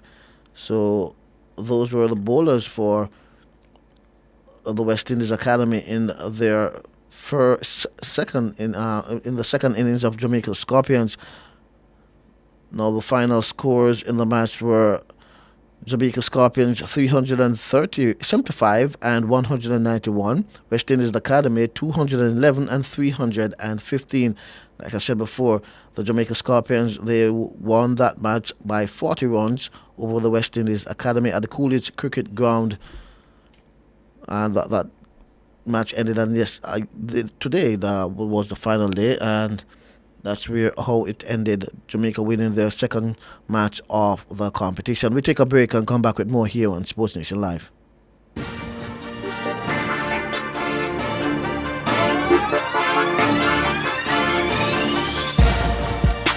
Tune in to Cliff Hughes Online from 10 a.m. to 1 p.m. as we broadcast live from the Water Means Food World Water Day Forum and Training Session at Ebony Park Heart Academy, Osborne Store, Clarendon on Thursday, March 20. Join us for exciting displays, exhibitions from agricultural agencies, on-the-spot prizes and giveaways. Plus, get practical training on water use efficiency for your farm. Don't miss out. Come learn, connect, and celebrate World Water Day. So tune in to Cliff Hughes Online from 10 a.m. to 1 p.m. It's the Water Means Food World Water Day Forum and Training Session at Ebony Park Heart Academy, Osborne Store, Clarendon on Thursday, March 20.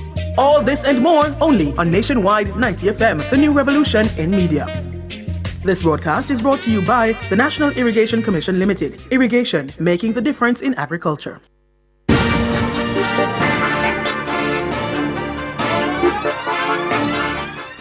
Okay, good afternoon, welcome back, good evening rather, welcome back to Sports Station Live. I'm Alex Traber, working with Kevin Williams on the other side of the glass. We rejoin Wayne Walker. He's now at the Ligonier Club for the All Jamaica Squash Championships. Wayne, good evening.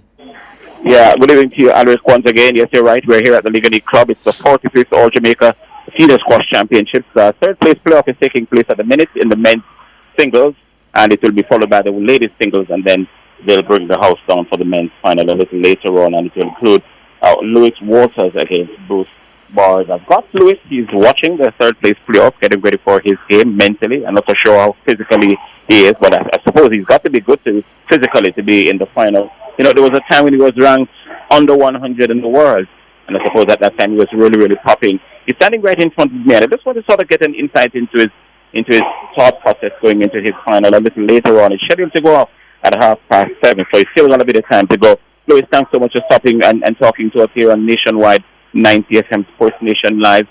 You're watching the third place playoff, but before you even think about your final, how's the tournament been so far for you? Yeah, it's been great. Really happy with how I played coming into this. Got a good block of training in, and then, played really well last night against Taj in the semi-finals. You're based in England, right? Yeah, that's correct, yeah.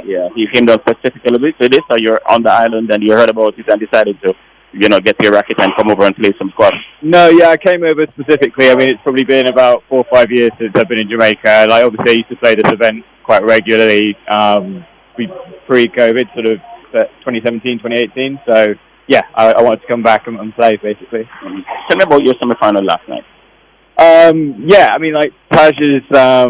Taj has definitely improved. I know he's living away in the States now training, so he's definitely got a lot physically stronger and technically better since he was based full time here. I was happy with how I played. I think I just played a very solid game, tried to make no mistakes, and in the end, I think he just kind of got a bit frustrated with how disciplined I was. Have you got a chance to see Bruce, your opponent of tonight? I hope so. I've played Bruce a couple of times before, and I don't think I've lost to him yet. But it's hot out here, and Bruce is physically fit. I think he had a tougher semi-final than me, so I'm hoping that comes into play this evening. It sounds as if you're cautiously optimistic as opposed to very optimistic, though, Louis. Yeah. I think with the heat and stuff, it's who plays better on the day, and who gets the most work into the opponent's legs. So. Yeah. I was talking to Trudy just now, and she was telling me that the moment you guys go behind this glass and in there after one game, you're sweating buckets.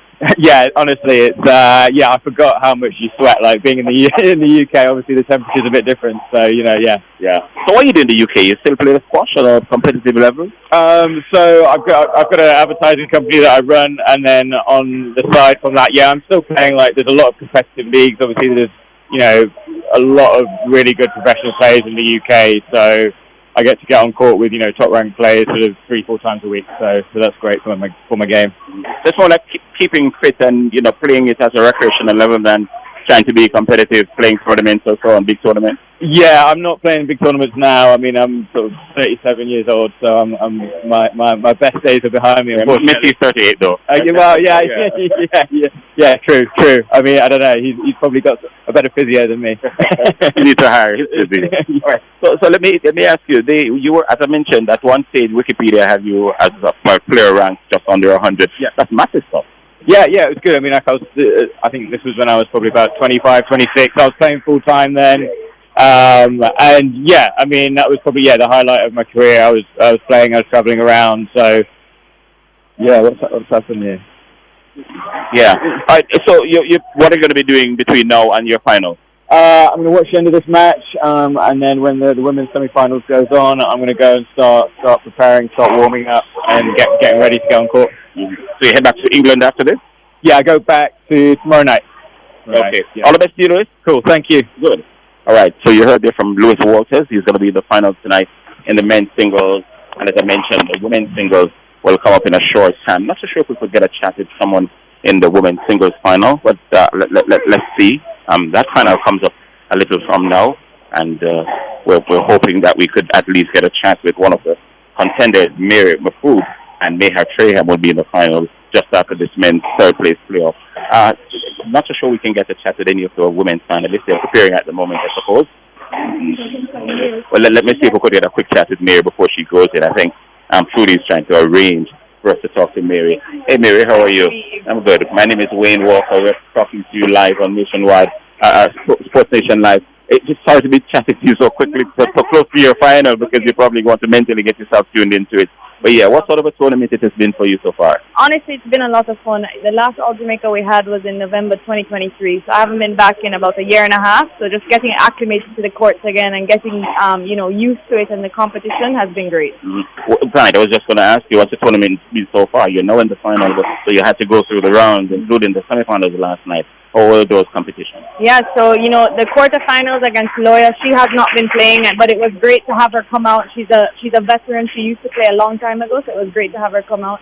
That wasn't too bad. And then last night in the semifinals, Catherine Risden actually just started her first year of university and is playing now in the States, and it shows, her tournaments that she's been playing and the match practice she's had is definitely showing in her game. She played really well. We went out there and it was a fight, but it was a lot of fun.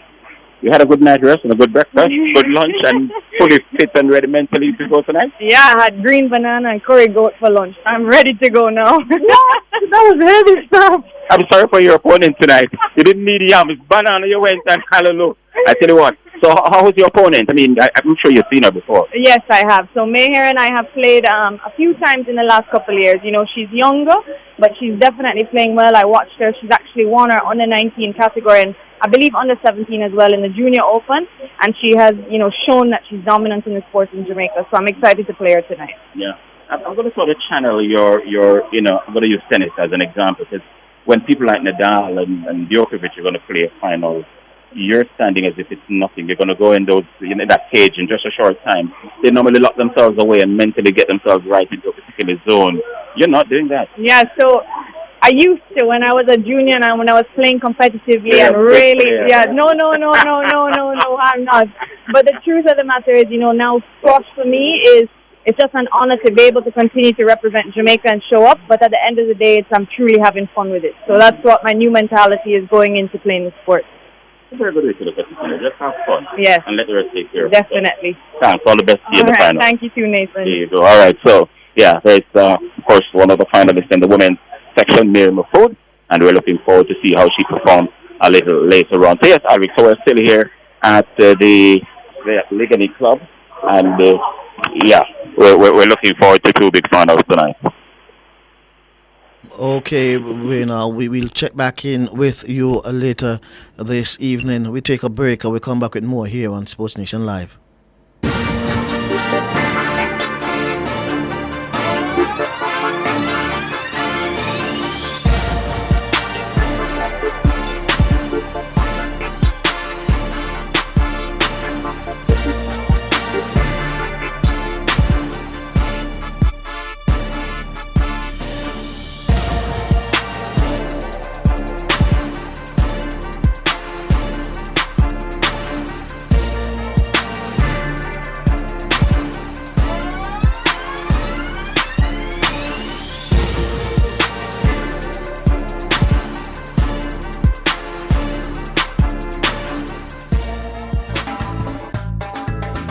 Labour rights? Kevin Frith hosts Area Council 1 meeting in St. Andrews Southeastern this Sunday, March 16 at YWCA 51 Arnold Road, 4:30 p.m.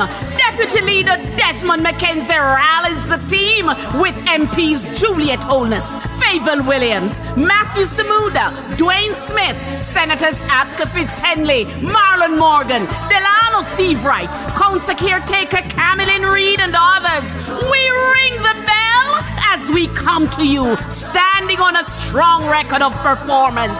JLP active and strong. Area Council 1 meeting hosted by Kevin Frith this Sunday, YWCA 4:30 p.m. See you there! Tune in to Nationwide 90 FM from 6 to 9 p.m. It's the Area Council 1 meeting at YWCA School Leavers Institute, Sunday, March 16. All this and more only on Nationwide 90 FM, the new revolution in media. This broadcast is brought to you by the West Kingston constituency and the Jamaica Labour Party. Due to the broadcast of the Area Council 1 meeting on Sunday, March 16, Jamaican Dads, Immaculate Moments, and Baha'i Faith will not be aired. This is a public advisory. On Sunday, March 16, 2025, the Mayor's Parlor will be aired from 12:30 p.m. to 5:30 p.m.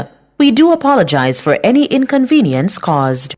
Who shops at Creative Building Finishes? You, the homeowner who creates luxurious spaces with our floor and wall tiles. The contractor and builder who are convinced that our ceramic tiles are right for the job. The architect and designer who make dreams come true with our wood look and porcelain tiles. Superior customer service, knowledgeable staff, inviting showroom, and you get where this is going, right? Shop 5 Red Hills Road or call 876-929-5553. Get tiles, get Creative Building Finishes. Coveside Concert Series presents Timeless. It happens on March 29 at Plantation Cove, St. Anne, featuring international superstar Dionne Warwick and more stars: Myrna Hague, Queen Marcia Griffiths, and Dwayne Stevens. Timeless, March 29. Showtime is 8 p.m. and tickets are now available at Fesco, Fontana Pharmacy, Plantation Smokehouse, and online at coveside.aitix.com.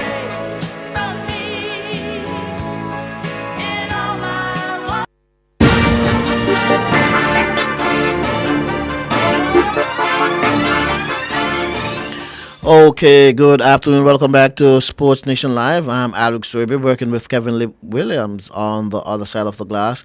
We will talk in some football though, as 9 local-based players have been selected in Jamaica's senior men's football squad for the preliminary round second-legged tie of the CONCACAF Gold Cup qualifiers against St. Vincent and the Grenadines.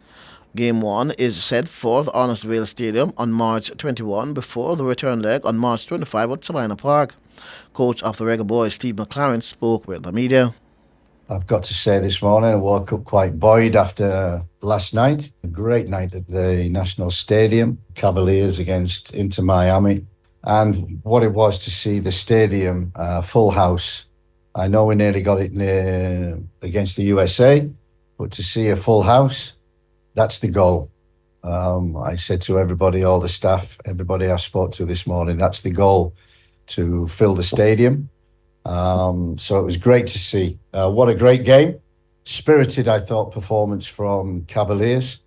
And yeah, the most important thing for, I suppose, all the supporters was to see Messi playing. Not many people get and are fortunate to see Messi live.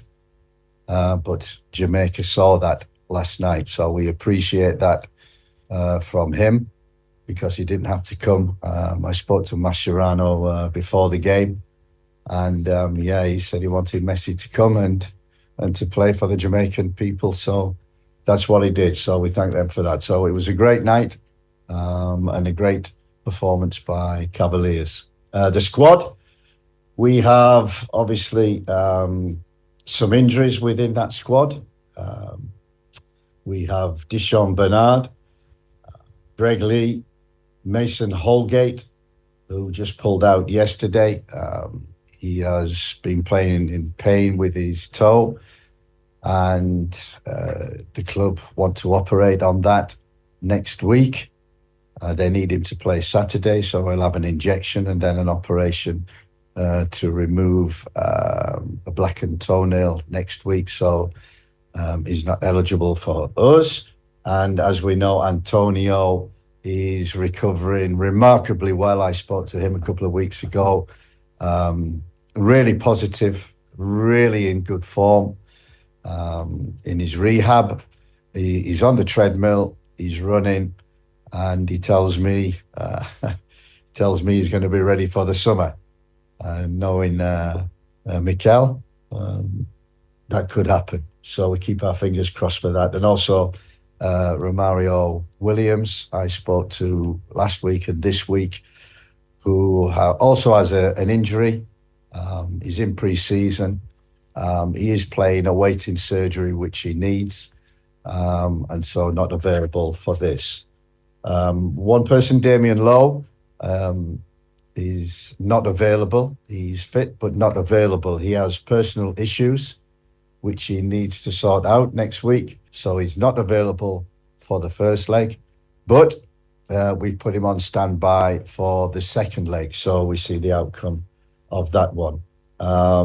It's great that we can name 9 local players. And the reason for that, I think, is obviously injuries to come to the squad, but to give them opportunities.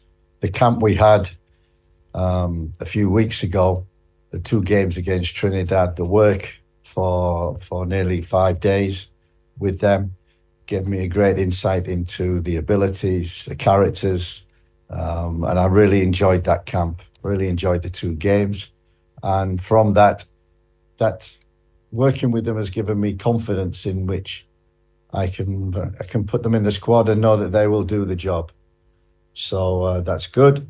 For the camp and the squad, I think we've enough experience in there from, Andre Blake, we have Pinnock, we have Latti, we have Amari Bell, Isaac Hayden, Palmer, Bobby Reid, welcome him back, Leon Bailey, Damari Gray, Shamar, all experienced players. And, we expect them to step up and see us through and get us into the Gold Cup.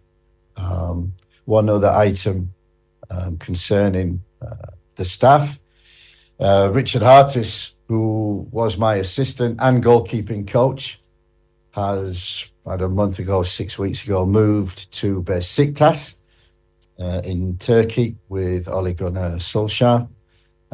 So he's the goalkeeper coach there. But I got to say, after speaking with him, he wants to still work with Jamaica, and he's volunteered his services to come and help us qualify for the World Cup and the Gold Cup. And so he's coming in the capacity of just goalkeeping coach, which left the assistant role vacant. And I filled that with Paul Simpson, who you might have seen in the last camp for the local players. Paul, we played together. I coached him. He's been my assistant twice at Derby and Newcastle. And what he brings is unbelievable experience of actually winning a World Cup for England, under-20s World Cup in South Korea in 2017. So he knows what it takes to qualify for a World Cup, and he knows what it takes to win a World Cup. So his experience will be invaluable in helping myself, the players, the staff, and the JFF to accomplish our goal. We come up next week in this camp against St. Vincent and Grenadines. What do we know about them? We've watched them for 6 games in Bonaire, Montserrat and El Salvador, twice each. So we've watched 6 games. And this is not going to be an easy game. El Salvador, they beat them at home, and they should have beat them again, but conceded a last-minute goal against. But they had 2 great games against El Salvador, and we know the team has got good attitude. They play with each other regular, so they know each other. They've got a great spirit and great attitude, and players in the front 4 who can hurt you. My first job is to make sure that we don't approach this game complacently, and we'll be certainly showing clips of St. Vincent and Grenadines, the strengths and how they can hurt us. If we're not right in terms of attitude, this can be a very, very difficult game for us. Our goal is really to get the job done, to qualify for the Gold Cup. It's important we do that. Important for various reasons. To do that, keep the ranking high so we get better qualification, better seeding in groups, we hope, coming up. What I want, my final message before I take questions, it's a World Cup year. It's a big year. It's a year in which we've got a great opportunity, an opportunity not achieved since '98 of qualifying for the World Cup. And everybody has to be together. Everybody has to be together. Everybody has to work together. And what I expect is, from the top to the bottom, I expect the JFF to provide us with the tools necessary to make sure that the players and the staff and everybody get the equipment and everything that we need to be able to achieve the goal of the World Cup 26. We expect the players to show commitment, attitude and professionalism, which is the key thing, and make sure that they know this is it's a one-off opportunity to qualify for the World Cup, and the players must have that commitment, attitude, focus, and above all, sacrifice. I think it's a year of sacrifice for Jamaica, for each other, for the supporters. So everybody has to do that. The staff, to show their expertise, we need that to be available and make sure that they're supported. And ultimately, I think I come full circle. I saw a full house, 35,000 in the National Stadium last night. We had 29 against the US. We want a full house again. And we'll only achieve that if we're successful and heading towards the World Cup. So the supporters get behind the teams through thick and thin. There will be ups and downs. There will be disappointments. There will be highs. But make sure that we all stick together from top to bottom. Coach, I was in St. Louis to watch a Jamaica versus USA game, and there seems to be a significant gulf in quality between the two teams. And as such, from where I sit, it seems we need better players. I also watched the JPL games, some games, 2 matches against Trinidad, and Cavalier recent matches against Inter Miami. Now, it appears, based on what I observed, the quality doesn't reside locally. However, we have a vast pool of eligible players in the diaspora, yet the recruitment process seems more reactive than strategic.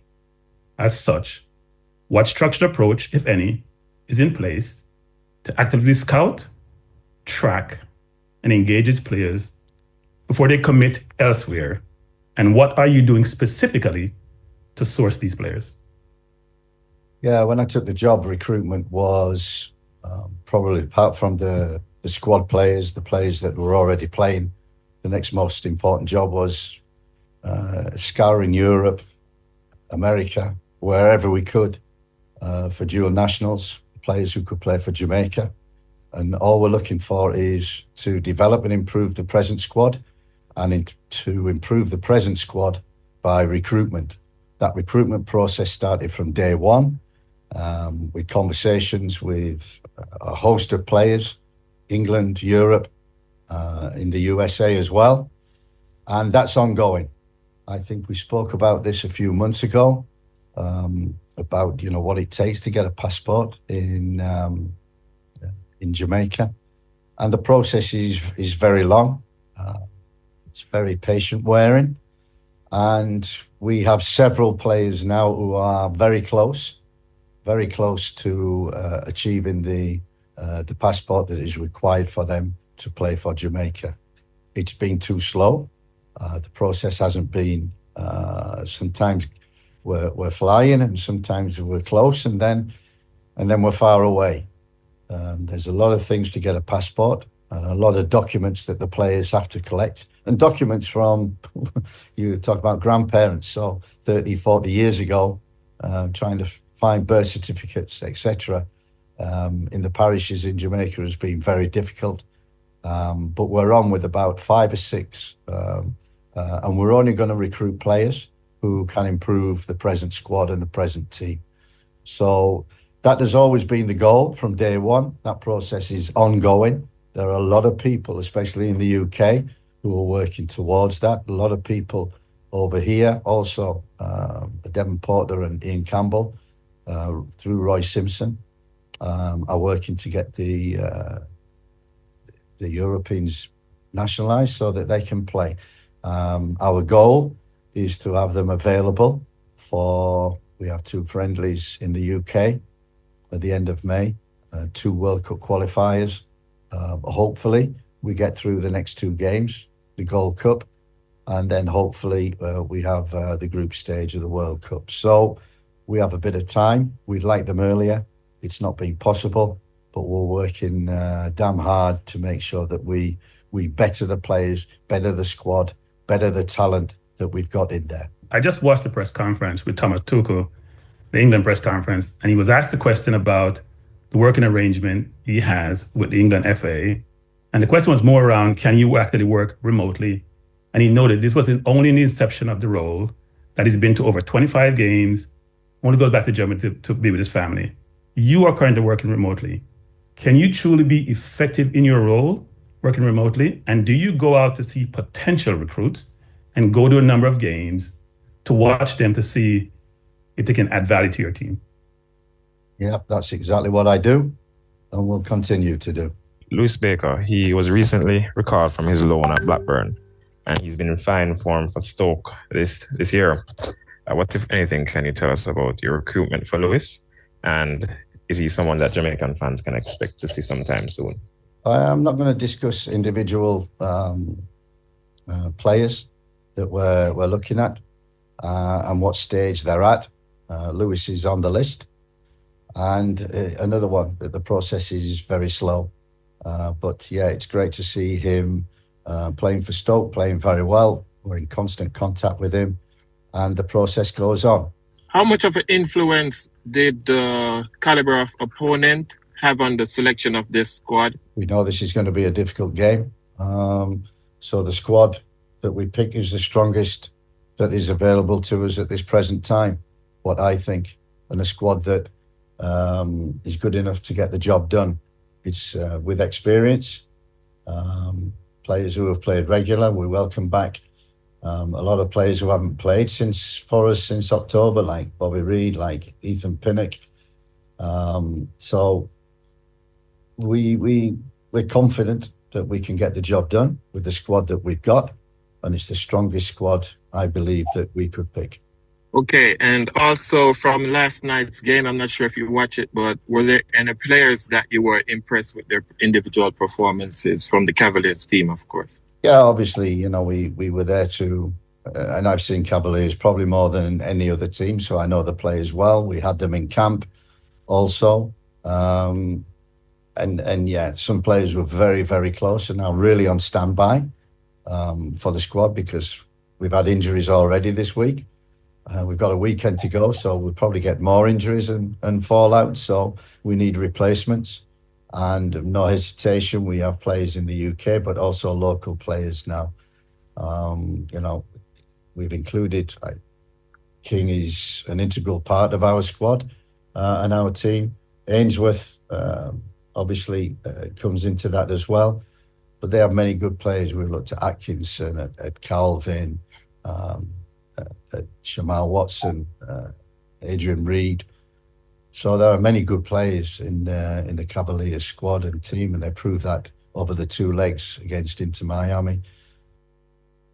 Okay, so you're listening to coach of the Reggae Boys, Steve McLaren, as he spoke with the media after announcing the 23-man squad for the international friendly, well, not international friendly, but the 2-legged tie for the preliminary round of the CONCACAF Gold Cup against St. Vincent and the Grenadines, which is set for March 21 and at 25. We take a break and come back with more here on Sports Nation Live.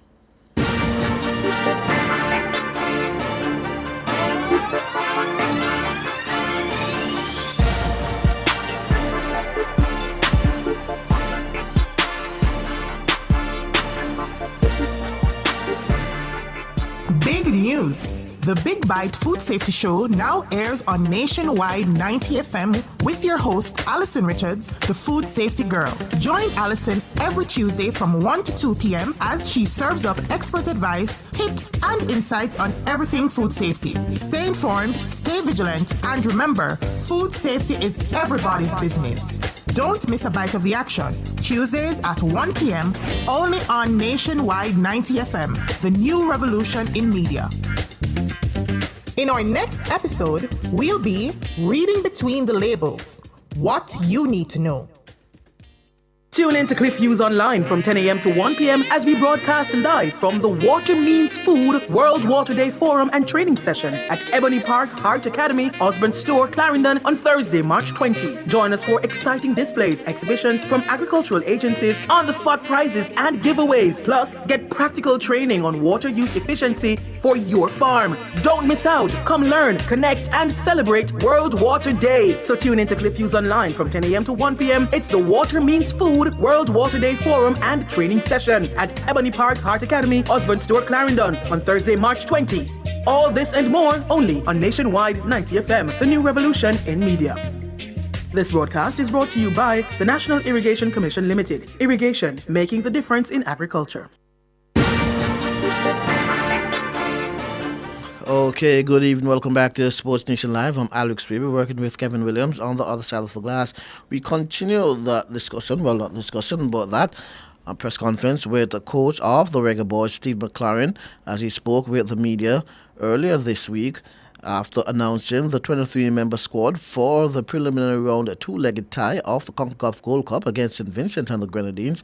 The games are set for March 21 at Honest Stadium and March 25 at Sabina Park. So there's talent on this island. I know that now. I've worked with them, and we'll continue to do that. I just wanted to ask you about Warner Brown. We have a number of striker in the squad, but you chose him as the local striker to choose. Just give me your insight into your selection of Warner Brown. I watched quite a bit of Warner Brown before the camp a few weeks ago. I liked him in camp. He was a goal scorer. The game we went to see him, Arnott Gardens, he scored a hat-trick. And so it was quite easy to include him in that squad. And he's one of them who I think can help us impact. He's a goal scorer. He's quick. He runs behind. And he's got an eye for goal. And we haven't got in the number 9 position anywhere in the UK or even on the island, really standout strikers that we can pick. Shamar Nicholson comes in. Antonio was obviously our number 1. Romario Williams was also effective in the 2 games, 2 camps that we had before the new year. I liked him, but unfortunately we can't get him. So the number 9 is a position in which we need to find that hidden gem. So Shamar, Warner Brown have got an opportunity this week in the 2 games to seal a place. A lot of local players in the squad. Will we get to see a mix? Are you showing some confidence in some of these players? Yeah, absolutely. And looking forward to we have joined up on Monday. We have 3 days preparation, which gives us good time to look at the players and find the right balance of the team. And as I say, it's not those who start, it's also the finishers. So it's a squad game, and I believe we've got a strong enough squad to get through. Simon! Hope you're okay, mate. Hope you're okay. Good to see you. Listen, I'm good. Just got a couple of questions. I mean, first of all, did you say you were playing a couple of friendlies in England at the end of this season? And also, what conversations have you had with Michail Antonio? Because obviously when the accident happened, it looked horrific, and a lot of people wondered whether he would actually play again anyway. From what he's saying, he sounds pretty confident that that's going to happen. And do you think he's capable of playing at international level this summer? He certainly seems to think so. And Michail is a warrior. He's come from non-league and he's he's fought his way through playing in the Premier League, playing in top games, Europe, and playing internationally for Jamaica and making an impact wherever he goes. I mean, it was horrendous, the accident. We spoke to him a couple of days after that accident. And he's one of them that I never really knew him I knew him on the field because he was always a pest whenever we played against him. But off the field, he's a true character. Great for the squad, always bubbly, always positive. And we missed that. Not just he's on the field, but off the field. I spoke to him 2 or 3 weeks ago. He's on the treadmill. He's running. He's looking to go out, and he's confident that he will come back, and he's aiming to come back for the summer period, or hopefully our World Cup qualifying group, which will be September, October, November. So that's his goal. The one thing that he's got, he said, he's got motivation, and when Warriors have got motivation, they tend to achieve the goal. And his goal is to be fit in the summer to help Jamaica qualify. Thank you. And just, I know you don't want to talk about individual players, but is there any update on the Mason Greenwood situation? Not really. The ball is in his court. He knows that. He's settling nicely in Marseille, despite some run-ins with De Zerbi just recently. But he's loving his football. We're in contact all the time, him and his family. And I'm very confident that he only wants to play for Jamaica. So every conversation is, I only want to play for Jamaica. And it's up to him when he wants to move forward with that. And I think we are at the present moment. I had a question on Ravel Morrison. He was added, of course, for the second leg of the USA match for the Nations League, but was an unused substitute. Was he in consideration for selection for this squad and just didn't quite make it? Or do you have anything to say on Ravel? Yeah, I mean, I know Ravel, and we brought him in and we thought he could impact. We had injuries, and there was, I think, a question earlier about the golfing quality ourselves in the USA, which was apparent, especially in that second game. We missed a lot of players for that. Holgate was out, Pinnock was out. We didn't have Antonio. We didn't have Bobby Reid. And Casey Palmer in the second. So we were down on half a team of quality. So you could see that gulf. Then players have come back in, and we're looking to keep that strength. We have 9 players from the JPL in this squad of 23. In the past, when we have picked local players, you have kind of made mention that you've kind of leaned on your staff that might be more familiar with the players. Where would you say you are currently with your own knowledge of the local players? And is it a case where now you feel confident in making these decisions? Obviously, you're going to lean on your staff as well, but maybe not as much as before. No, I think from the start of the job and the first 3 camps that we had, we relied heavily on Merrin Gordon, and the local staff that we've got in terms of players outside of the UK, on the island, and even in MLS, USL, players of that calibre, we relied on them.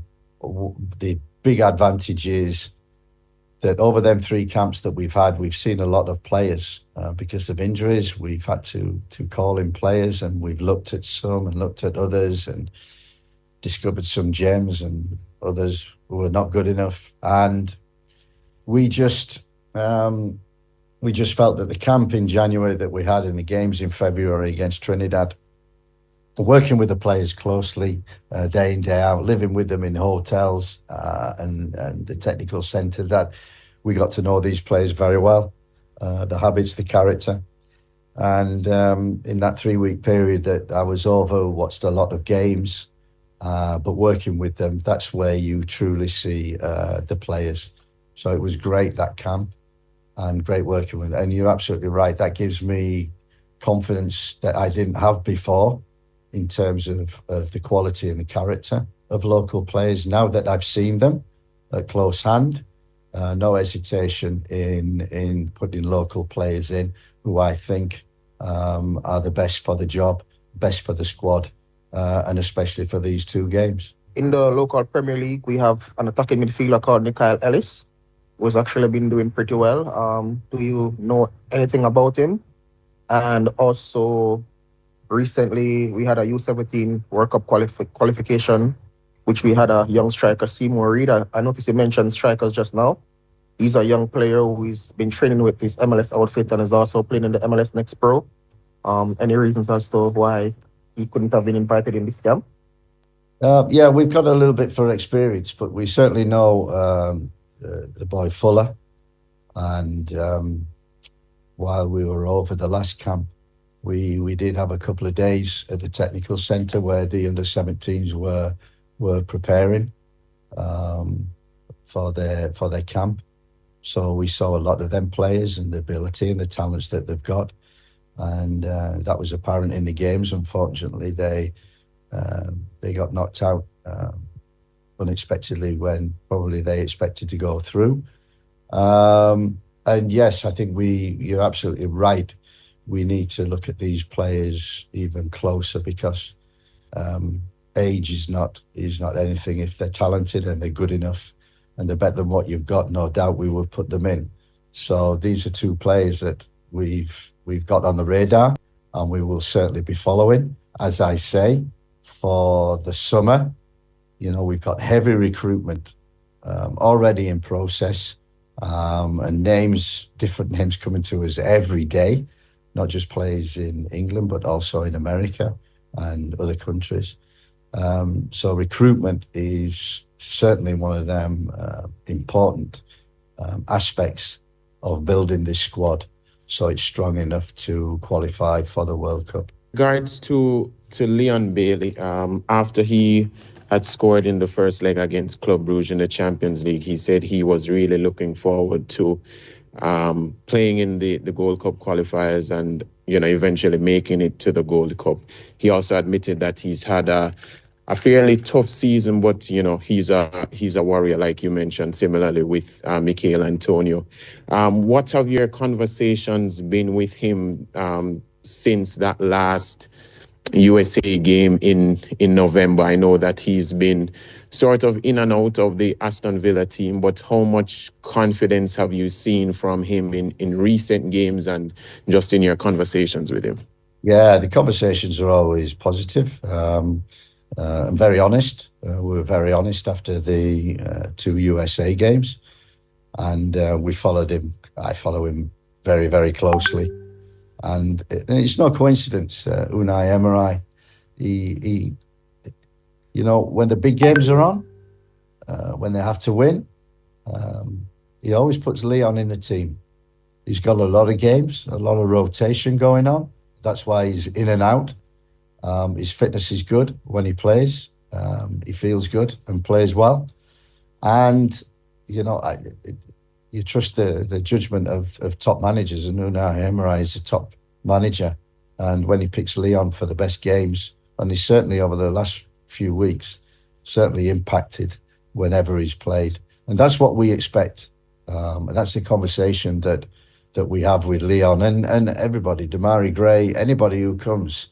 What you're doing for your club. That's why you picked. Come and do it for Jamaica. And that's what we expect.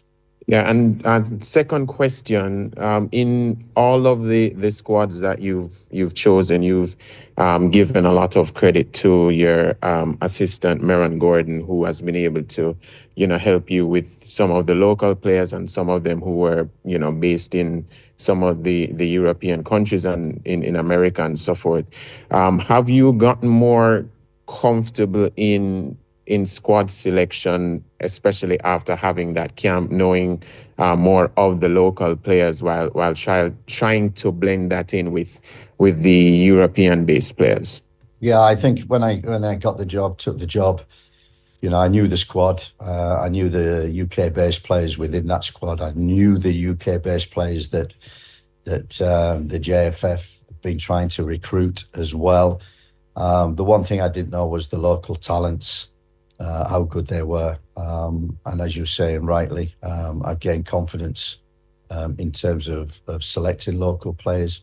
One through Merron Gordon very early on, and the second was the camp that we've had, working close hand every day, coaching, building relationships, seeing them actually with the Jamaican shirt on. And is it too heavy for some players? We certainly saw that. And it gives me a lot more confidence in saying, yes, I think he can do a job, because I know the quality that's required. So yes, I think present squad, players we're trying to recruit, and now local players, and seeing a lot more games. I'm a lot more confident in what is available on this island. Okay, so there you have it. Coach Steve McLaren speaking with the media after announcing the 23-man squad for the preliminary round of the CONCACAF Gold Cup against St. Vincent and the Grenadines. The games set for Honestville on March 21 and Sabina Park on March 25. We take a break and come back with more here on Sports Nation Live.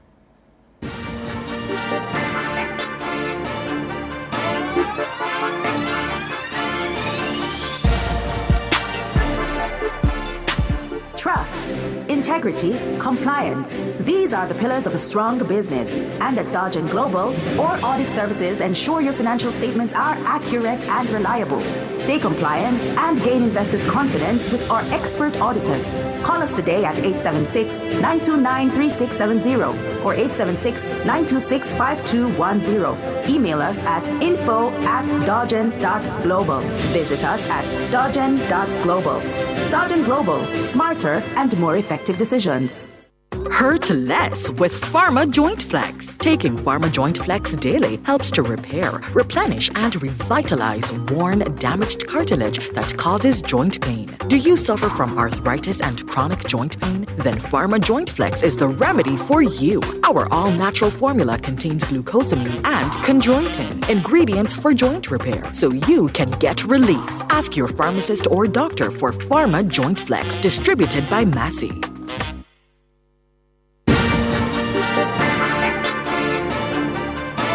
Okay, good evening. Welcome back to Sports Nation Live. I'm Alex Swaby, working with Kevin Williams on the other side of the glass. We go back over to the Ligani Club, where we rejoin Wayne Walker at the All Jamaica Senior Squash Championship. Wayne, good evening again.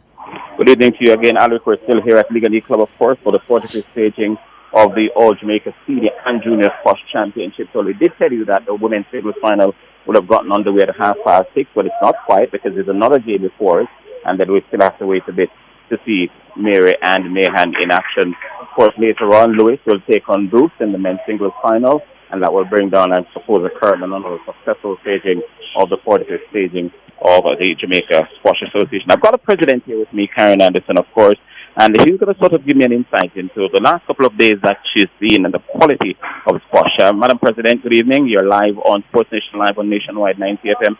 Tell us about what has happened so far. First, I want to say thank you for having me on Nationwide. It's been a really great tournament so far for the 45th anniversary. I don't think we could have asked for much more.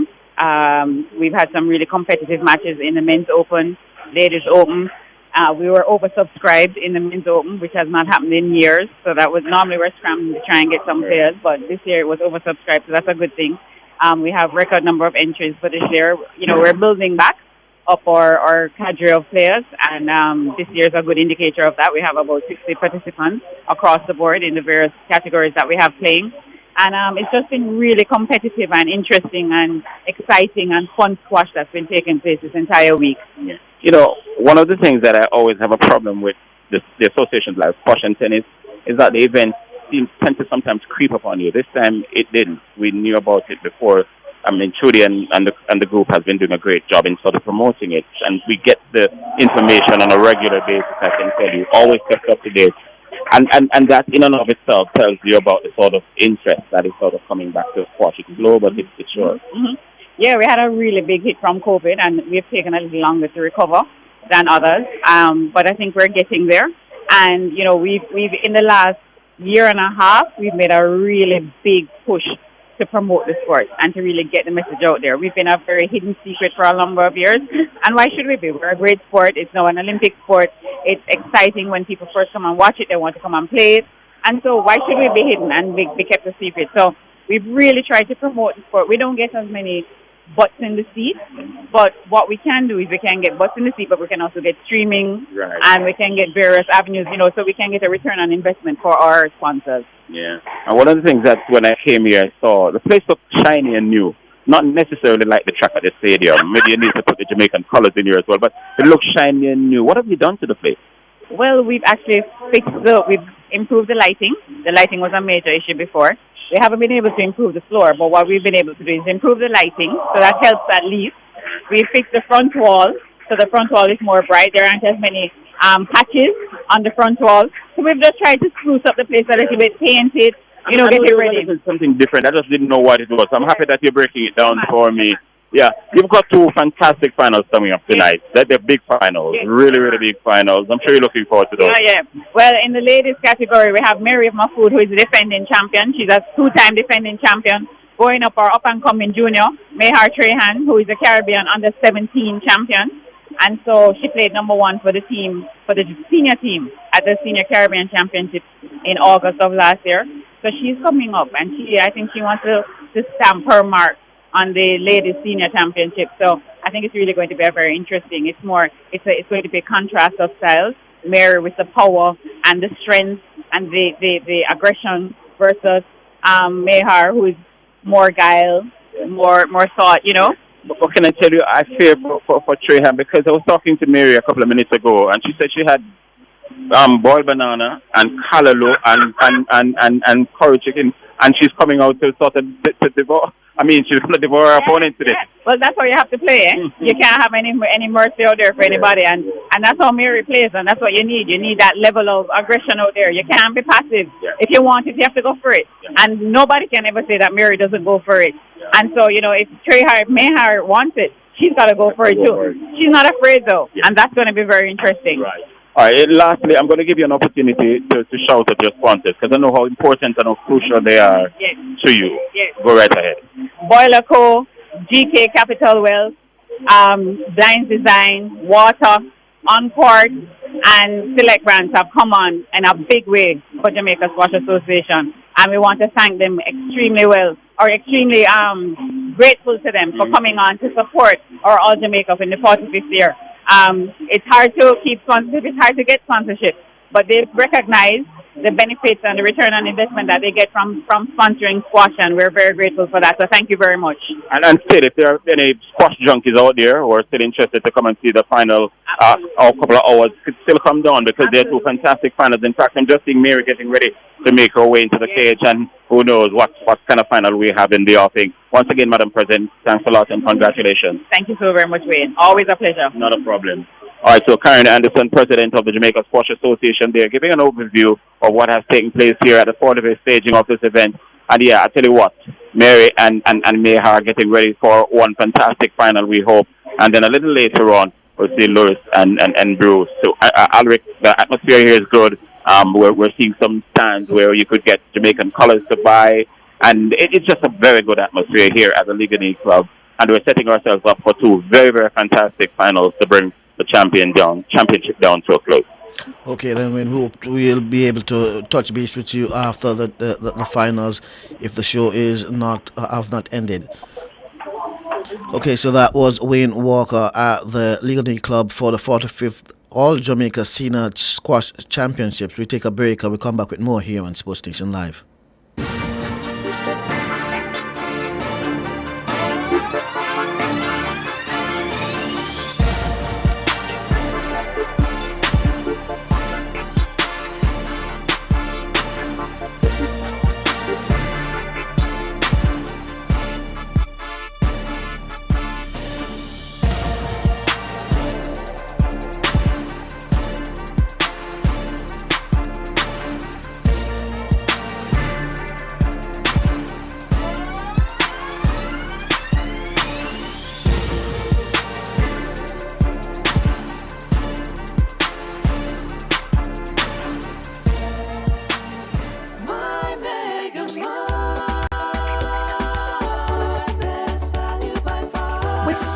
to do in one location, make Megamart your one-stop shop.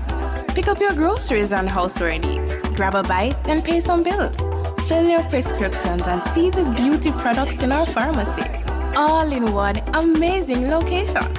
My Megamart, the best value by far.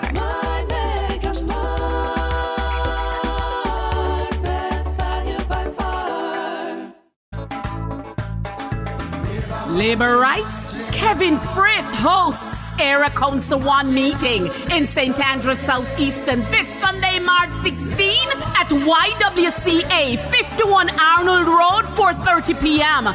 Deputy Leader Desmond McKenzie rallies the team with MPs Juliet Holness, Favour Williams, Matthew Samuda, Dwayne Smith, Senators Apka Fitzhenley, Marlon Morgan, Delano Seavright, Council Caretaker Camilyn Reed and others. We ring the bell as we come to you, standing on a strong record of performance.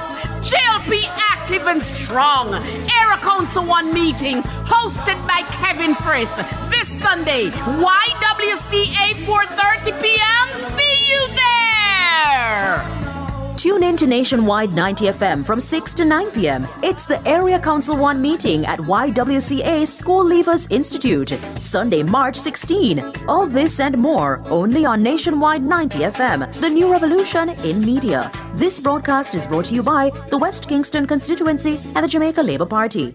Due to the broadcast of the Area Council 1 meeting on Sunday, March 16, Jamaican Dads, Immaculate Moments, and Baha'i Faith will not be aired. This is a public advisory. On Sunday, March 16, 2025, the Mayor's Parlor will be aired from 12:30 p.m. to 5:30 p.m. We do apologize for any inconvenience caused.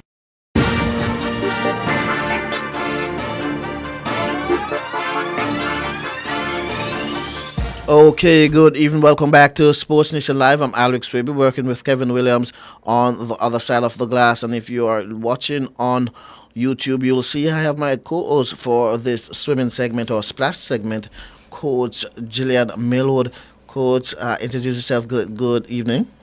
Hi, Alric. Thanks for having me again. Sorry for being absent last week. I guess you were busy winning another competition. No, my swimmers were. I just stood there and I enjoyed the week. It was a long week and they were awesome. As usual.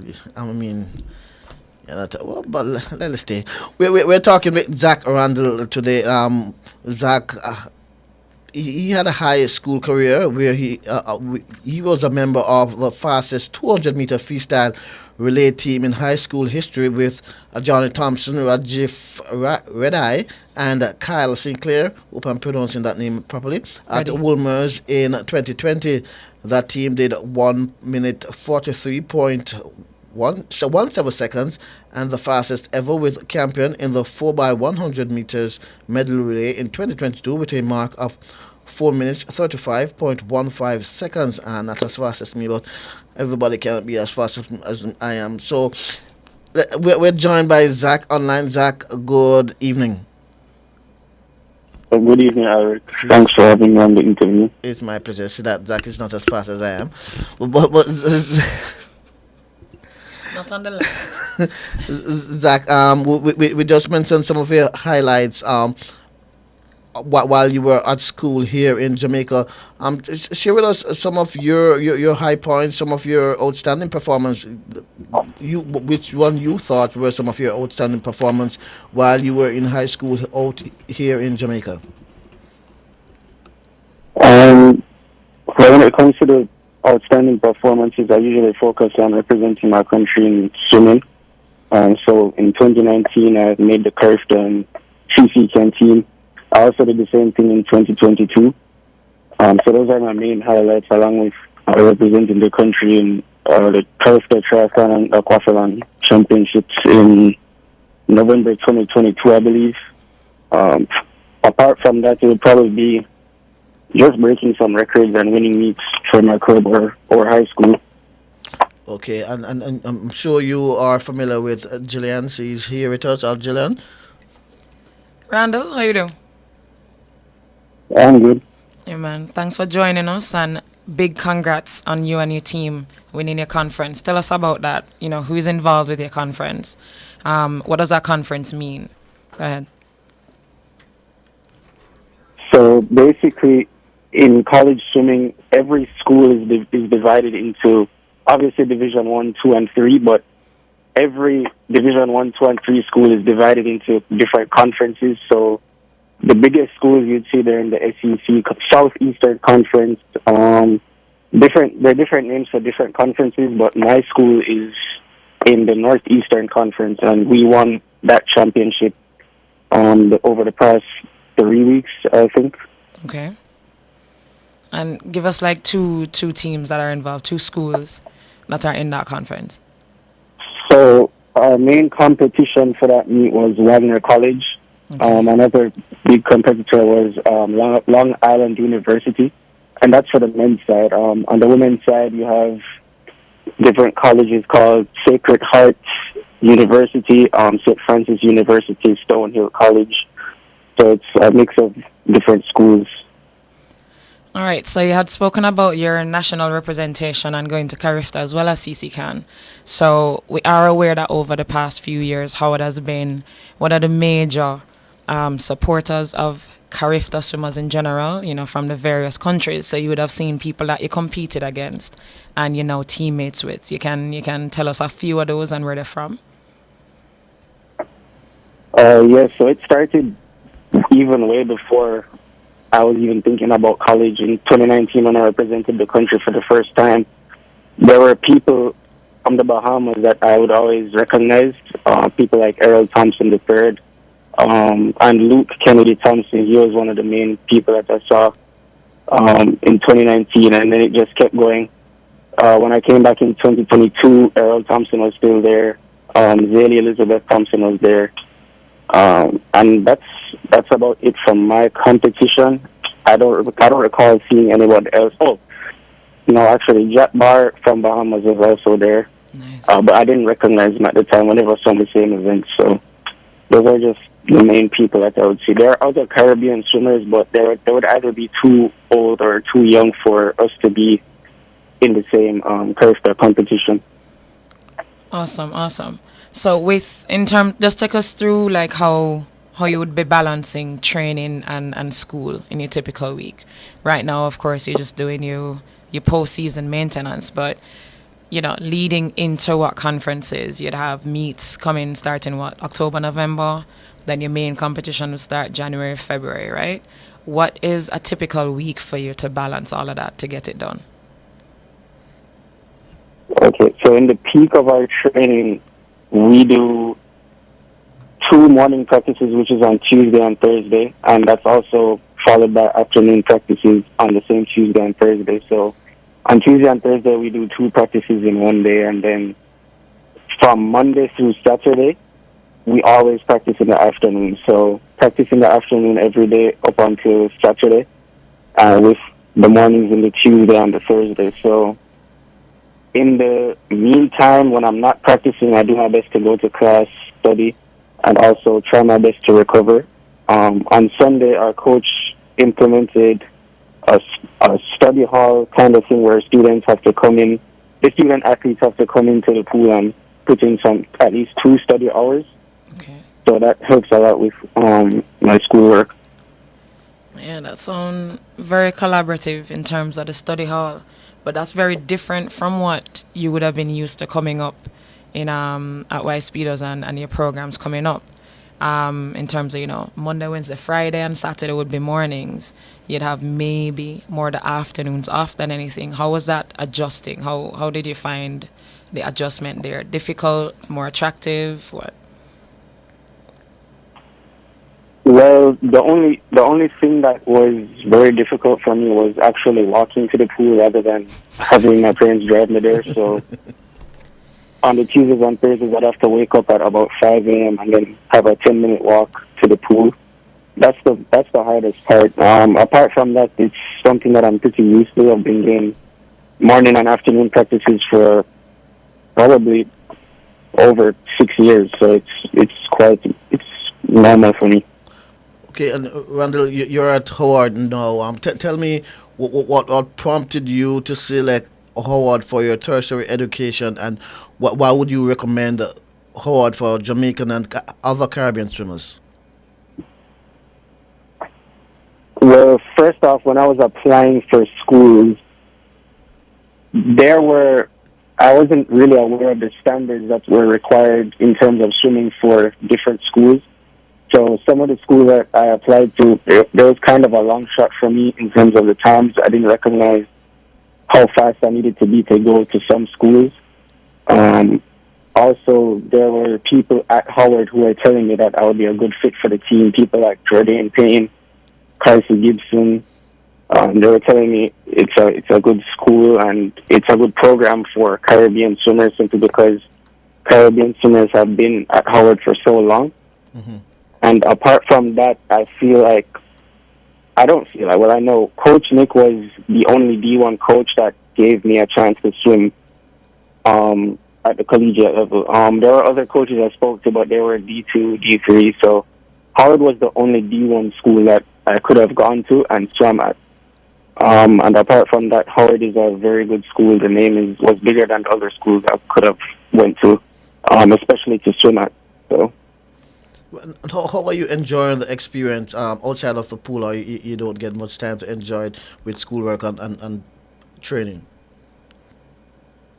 Well, now that we're in the off season, I have a lot more free time on my hands, and it's quite enjoyable. I get to spend more time with my friends, visit different clubs, roam around DC sometimes, and it's very good, because when I was swimming during the season, I never had any free time. I'd either be training, doing schoolwork, or sleeping pretty much.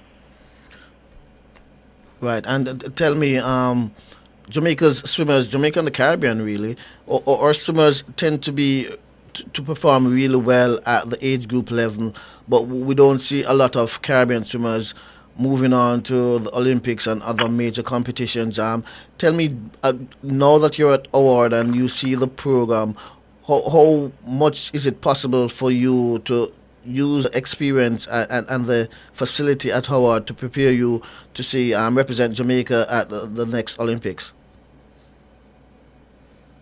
Well, the next Olympics is in 2028, and I would graduate college in 2027. So it would be extremely difficult for me to compete at the Olympics. But it's very possible for me to compete at smaller meets like Pan Am's, more CC Can meets, probably even Pan Am, CC Can, and I'm pretty sure there's a few other meets that I'm missing, but those are the main meets that I'm striving towards. I wasn't thinking about the Olympics particularly because.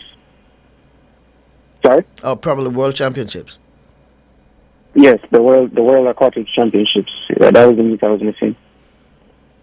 Awesome. So, when you left Jamaica, when we were working here, you did 200 meter freestyle, 400 meter freestyle, all the way up to the 1500, and like you said before, open water, which paved the way for you to venture into triathlon.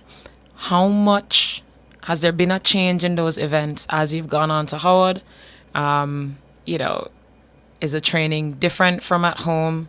And then how do you compete with those events? Is it the same events, all the meets, like we're used to out here because you're trying to qualify for each and every meet?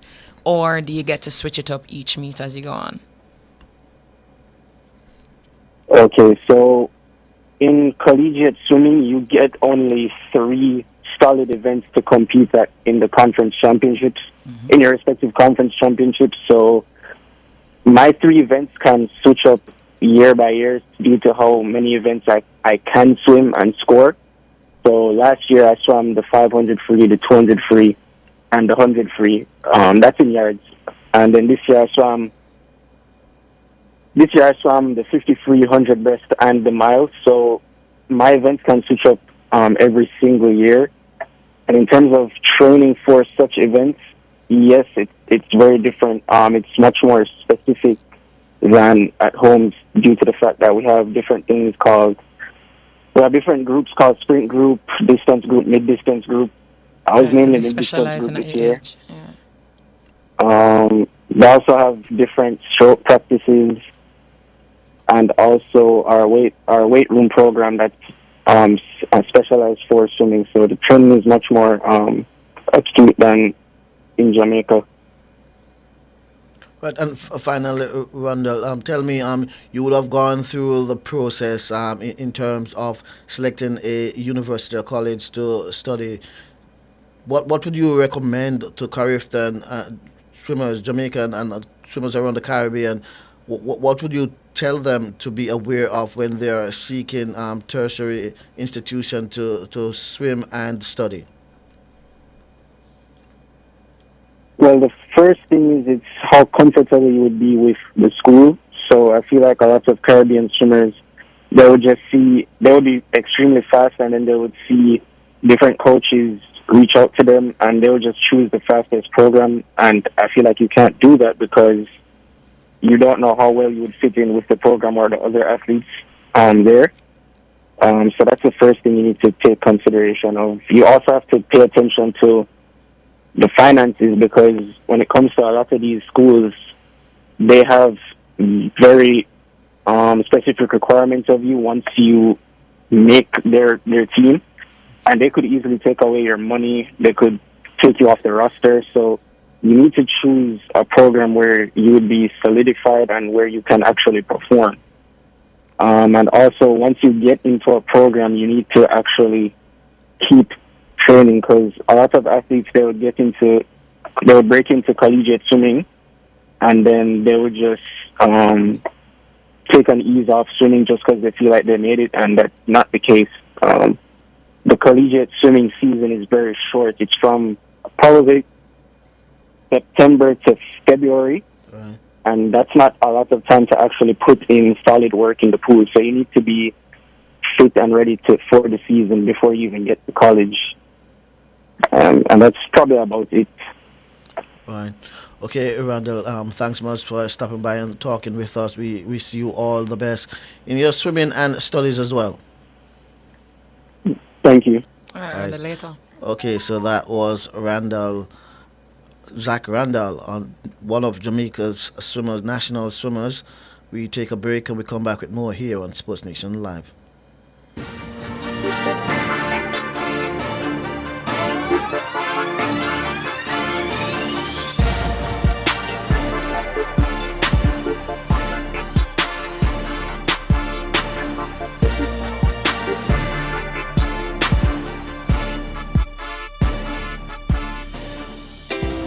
To Marshall's Pharmacy today for your free medication management consultation. Let us guide you in taking care of what matters most, the health of you and your family. Shop now for gifts, personal care, household and stationery items, plus print services powered by Print Corner. Follow us on Instagram at Marshall's Pharmacy. Call or WhatsApp us at 876-491-7841. We are open late every day to serve you.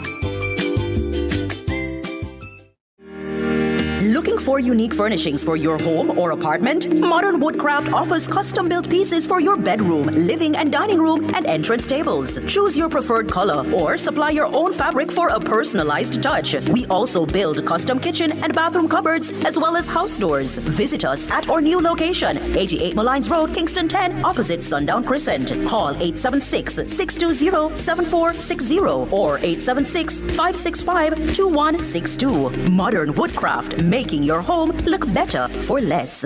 Tune in to Cliff Views Online from 10 a.m. to 1 p.m. as we broadcast live from the Water Means Food World Water Day Forum and Training Session at Ebony Park Heart Academy, Osborne Store, Clarendon on Thursday, March 20. Join us for exciting displays, exhibitions from agricultural agencies, on-the-spot prizes and giveaways. Plus, get practical training on water use efficiency for your farm. Don't miss out. Come learn, connect and celebrate World Water Day. So tune in to Cliff Views Online from 10 a.m. to 1 p.m. It's the Water Means Food World Water Day Forum and Training Session at Ebony Park Heart Academy, Osborne Store, Clarendon on Thursday, March 20.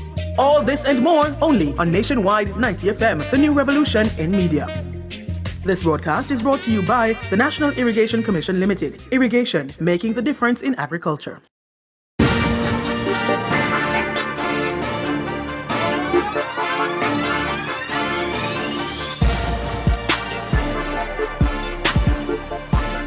Okay, good evening and welcome back to Sports Nation Live. I'm Alex Ribby, working with Kevin Williams on the other side of the glass, and my co-host for the Splash segment, national coach Gillian Millwood. We like I said, we're in our Splash segment, so we continue with our swimming as the Aquatic Sports Association of Jamaica (ASAJ) ratified a 30-member team for the Carifta Swimming Championships in Trinidad and Tobago from April 19 to 23. Kafia Rapley has been assigned as head coach. She has high hopes for the team. I would have been following most of these swimmers throughout the year, throughout the season. Not only following them, following the swimmers from other Caribbean countries that we will be competing against, like the Bahamas, Trinidad, the Cayman Islands. And I'm seeing where, based on the times that the swimmers from the other countries are swimming, comparing them to our swimmers, and the fact that we have some more time to work and train, I think we're gonna do well. Kafia Rapley, and we have the coach, online coach. Kafia, good evening. Welcome to the show. Okay, we're gonna try and reconnect with Coach Kafia. We had her on earlier, but we would have lost her. I'm not sure. Do you have the list of swimmers with you? We can run through. We have man, the so 13 to happily 14. when you go on the news segment of the asaj.com.jm, So you find the listing. Give them the website again. So this is asaj.com.jm. And you go to the news tab and you'll say Carifta. Let me tell you the exact words. 2025 Carifta National Team, and it says view list here. And you click it and you see the whole listing. Okay, we are rejoined by Kafia Rapley. Coach, good evening. Good evening. Okay, thanks for joining us. It sounds as if you're on the beach. We hear a lot of wave crashing in the background. I'm sorry, let me... Okay. Is it better now? Yeah, it's a bit better. We're not hearing too much other waves cracking. I'm sure you're enjoying lobster and bami and all of that on the beach there. But coach, you have been assigned. You have been named to lead Jamaica's team to the Carifta Championships. How excited are you for that? Are you looking forward to the challenge? Let me first ask: is this your first time leading the team to the Carifta? No, actually, I led the team last year as well. Oh, okay. And I'm very, very excited. I actually really wanted to go on this team, and the Lord was grateful to me, so very excited. More blessings. Tell me, we played a clip with you earlier saying that you know they will do well. Tell me, when you say do well, what are you talking about? Where you see them finishing in terms of medal and points? Well, I mean, I don't know the future, but last year we got 45 medals. We got 18 gold, 12 silver, and 15 bronze, I think. And I definitely believe that we can top that medal count. And I want to say significantly, but I do believe that we can top that medal count at the very least. Also, the team that went last year, most of those members are on this team, so I see where we're going to gel more, where the initial getting to know each other, we have gotten that out of the way. So I see where we're going to bond as a team even more.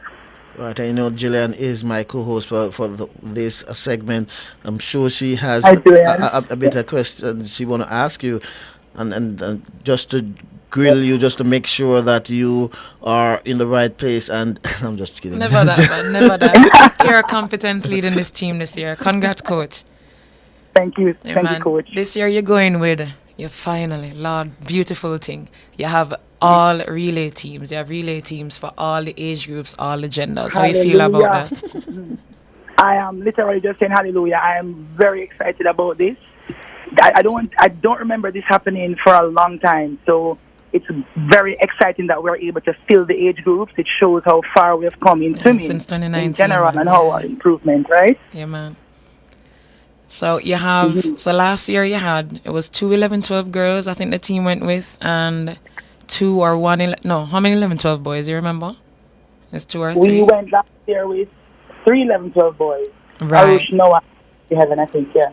Wonderful. And so you have 5 11-12 girls now, 4 11-12 boys, And like you say, you have people who are returning on the team from last year: Kyle Lawson, Kai Radcliffe, Matthew Kennedy, Christania Shirley, Noah Parker. Arush has aged up. Adlai is returning at 13, 14. Skylar and Jessica are in. The new persons, do you think it's going to be easier to gel the new persons in, no matter the events that they qualified for? I think so. I think this team is, knowing their personalities, I think that they will support them. And I think we'll have no problem gelling them with the team and, keeping them motivated for their events. My aim is just to create an experience that they will remember, and one that is at a high pace where they can build on that. What events, from the coaching standpoint, right? Because we're swimming all events with the athletes regardless. Every event, every heats, every finals. What can you list 2 events that you're looking most forward to? Maybe based on last year or based on how you see the nation swimmers operating over the past, say from age group champs last year through to this year. Well, in terms of, I'm excited to see Kia Alert this year in all the breaststroke events in her age group. I'm also excited to see Kai Radcliffe in the breaststroke event. They medaled last year. We have the long distance men this year. We have Matthew Kennedy, we have Charles McIntosh, and we have Arush. So I'm looking forward to seeing the type of swims that they will do in those longer events. Jamaica has done pretty well in the sprint in the past. So I'm really looking at where those guys are going to fall. Awesome. And speaking of Kia Alert and I think Nolan Barrett were 2 of the High Point Trophy winners. I'm sure you're expecting something special from them, but you would have been involved and you have been observing the swimmers over the season. So some of the other standout performance swimmers that you're expecting standout performances from. Who are some of? Yes, go ahead. Pardon? Who are some of the other swimmers you're expecting standout performances from? Kia Alert and Nolan Barrett. You know what they will bring from what they did at Carifta last year, winning High Points Trophy. So some other swimmers that you expect to come out on top, maybe even win High Points trophies as well. Well, I don't know about High Point trophies, but from watching the competitions from last year building into this year, I'm really looking forward to seeing like a Noah Parker. He has been doing extremely well on the local scene. So I'm looking forward to see him. Joel Sinclair, those are the 11-12 boys. Kyle Lawson, I am excited to see her. I am also her school coach as well, so I know that she's excited for the competition, and I know that she's training and working hard. In terms of the big boys, I'm really excited to see Matthew Kennedy in the races. Walden McIntosh, they have some sprint races and they're looking forward to it as well. Noah Barrett is on the team this year. I saw him at the last meet that we had and he was very hungry. He competed in a lot of events. So, yeah, I'm just overall excited and looking forward to it all. Last year, they introduced a system where they allowed the swimmers who would have passed the age group would have been seniors. Is this a feature this year? No, Trinidad and Tobago has opted not to do that. I think that was because it was the Olympic year. They kind of invited the 18 and over, give them another opportunity to make their Olympic times and stuff like that. So, no, we won't have any 18 and overs this year. Right, and I keep asking this question whenever we name a team. We tend to name competitive swimmers, and then for the open water, it's the same swimmers that compete. I just feel this put them at a disadvantage, but yourself and Gillian are the coaches. You would know different and better. But to see Matthew Kennedy and Charles McIntosh, Nolan Barrett, these persons are the same one that will be competing in the competitive swimming. Mm-hmm. What kind of condition they will be in to compete in another stressful high competition as open water? Yeah, I think this year we have to manage their rest more, because last year, directly after the swim event, the next morning they had to get up early, try to get breakfast in and go straight to the open water. Jillian can attest to this. The last day of the competition, the swimmers are excited. They're showing off their medals. They're meeting and greeting with their friends. And the open water swimmer usually wants to be a part of this. So, they're going to have to just put on their big boy shorts. That's Charles and Matthew, who has decided to take up the open water slot. Arush and Nolan will not be taking up the open water slot, but they will just have to get in bed after and celebrate when they get home with the rest of the team. Yeah, because it's also managing their rest time. Yeah, because this too is also a resume builder, because these guys have qualified for the open water event out of, whether it's the 800 free or the 1500 free. So this is now an additional testament to how they're just beasts. Yeah, man, they're beasts in the distance events. We didn't expect them to do, I don't know about you, Coach Shasha, I didn't expect such a best time in the 1500 at Age Group Champs. But the two of them went out and they just went and they swam and said, you know what? We'll just do it and see what. And the two of them pushed themselves and they just went and they enjoyed the race. It's a joy to watch them swim. And they talk to each other. They collaborate on what they're doing. I remember Charles talking to Kenny, say, yo, you move your hand too far over it under the pool. You're not catching enough to keep up with my brother. Come. So it's they're like so I say, supportive man. And it's a very good resume builder. If you can go to somebody and say, yo, I did 4 to 5 days of competition, plus I went to the sea and I swam as well. You're telling people that I am so versatile, right? And you're representing your country with such versatility. Yeah, man, it's a wonderful thing. I agree 100%. And I just want the younger swimmers coming up to look to these events and see these boys as examples, because I don't think they have a lot of examples of the distance swimmers. Yeah, so it's good and encouraging for them as well. Yeah, man. Right. And excuse me, Coach, Jamaica will keep falling short in terms of points and medals. Last year we finished fourth. We finished fourth on the medals table as well as the points table. When you look, you see the likes of Bahamas, Cayman Islands, Trinidad and Tobago finishing ahead of us continually each year. Tell me what's the difference in their program, if you can say, compared to ours, why we keep finishing third, fourth behind these countries, some who are smaller than us, some who don't have a 50-meter pool like the Cayman Islands. What are we not getting right so we can stand on the top of the podium? Well, Jillian can talk on this as well, but I think we're in the process of improving our time standards, our qualifying times. I think we need to be comparable with other Caribbean countries in terms of the times that we give the swimmers to aim for to be on these teams. But in saying that, I don't think they're doing anything that we're not doing. I just think that they have more support, they have more people around them, and that is shown in their everyday training, in their everyday practice when they go on teams. We have support, but we could use a lot more. And they're able to fill their teams, even though some of the teams are smaller, but the teams that are beating us usually are able to fill their teams. And now that we're seeing a shift where we're able to fill our teams, it will, I hope the narrative will be different going forward.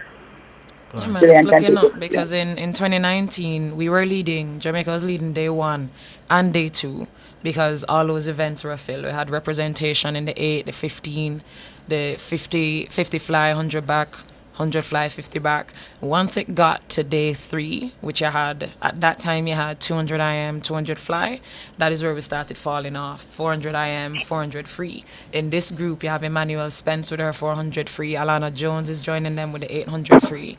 Alexandra Kogel is a distance monster. William Wan, first year 11-12, first assignment to the Carifta team.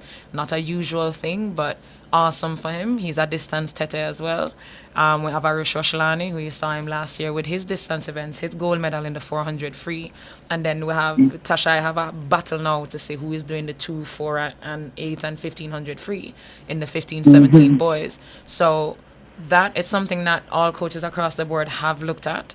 Like she said, Caymanian government is right behind them. Bahamas, they don't even have to worry about their flights because they're getting a chartered flight.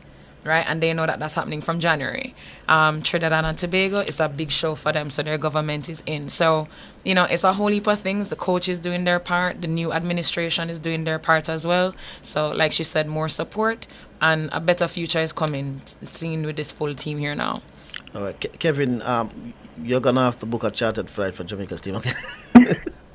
but I'm glad, because I was gonna ask that question as well. The fact that several times Jamaica ratifies a team, and then we hear this person cannot go, or that because of school, because of finances. So I'm happy to see we have a large team that you're excited about, your relay teams. What makes you so excited about having a relay team? Or teams, rather. The relay teams, I mean, sometimes it's the only opportunity the swimmers have to medal. I mean, from my past experience as coaching on these teams, sometimes the medal that they're coming home with is a relay medal. And they just come together, they swim faster on the relays than they would swim in their own individual race. It's like they have the whole team on their shoulders. They want to make each other proud. It just gels them together. And it's really exciting. I mean, it's the most exciting part of the meet. When the relay events are going on and we don't have a team in those relays, we're standing there, we're watching, but I'm always imagining having a team in that race. And now, we do. Okay, then, Coach Kafia, I wish you and the team all the best. And we hope to see Jamaica coming out on top, because you have your wish, you have your relay teams. Bless you, my dear. This is the point that you say amen. Amen, hallelujah. All the praises to the Lord. It's finished. Okay, so that was Kafia Rapley, national coach, who will be traveling with the team to the Carifta Championships, in swimming championships, that is in Trinidad and Tobago, from April 19 to 23. We go right over now to the Ligony Club, where we are joined by Wayne Walker at the 45th staging of the All Jamaica Squash Championships. Wayne, good evening again. Hello? Oh, we seem to have lost Wayne. We're gonna try and reconnect with him as we get the last report from him at the Ligony Club, where he is observing what's happening at the 45th staging of the All Jamaica Championships. Is the final of the male and female competition, and we are expecting some exciting showdown in the three-setter. The men's play to best of five, and the women best of three. So we hope that we expect it to be an exciting rounds of matches. Oh, they are at the Ligony Club, where we joined now by Wayne Walker. Wayne, good evening. Hello? Yes, Wayne, I'm hearing you now. Get near coming on. Get near coming on. Get near. I'm hearing you, Alric. You're live now? Yes, I hear you sending for Miriam. I'm sure it's not Mary, the mother of Jesus. No. It is Mary Mahfood. She's just won quite easily in the women's singles final, beating Mary Traham quite easily in the end. I was just talking to Cassius Watson, a well-known tennisman. I'm sure you know him. Right. He's right here, and he was telling me how easy the victory was. Mary, congratulations. I spoke to you before the final. You're live now on Nationwide. You're live right now on Nationwide, 90 FM on Sports Nation Live. Congratulations. Thank you so much. I appreciate it. I know we spoke before the match, and I was telling you about the green banana and curry goats. I think that's what did it. Yeah. When I spoke with your president in an interview, I right after that, and I told her what you told me, and she was laughing bucket. But yeah, how it looked easy, was it? No. The first two games came in. Maher has been playing a lot of competition. I can't say the same for myself. But she really stepped up and she was playing well. She was keeping me in the back of the court. I wasn't getting my shots. My shot game was off. So coming back in the third game, I realized, all right, let me just say, tire her out, play to my strength, which is hard and deep and fast. And I did just that, and I was able to dominate in that third game. Yeah. I watched you warm up, and I said to myself, wow, this is going to be something else. And then I took a break, I went around, and I came back around, and in quick time, you were up 2-0. Yeah.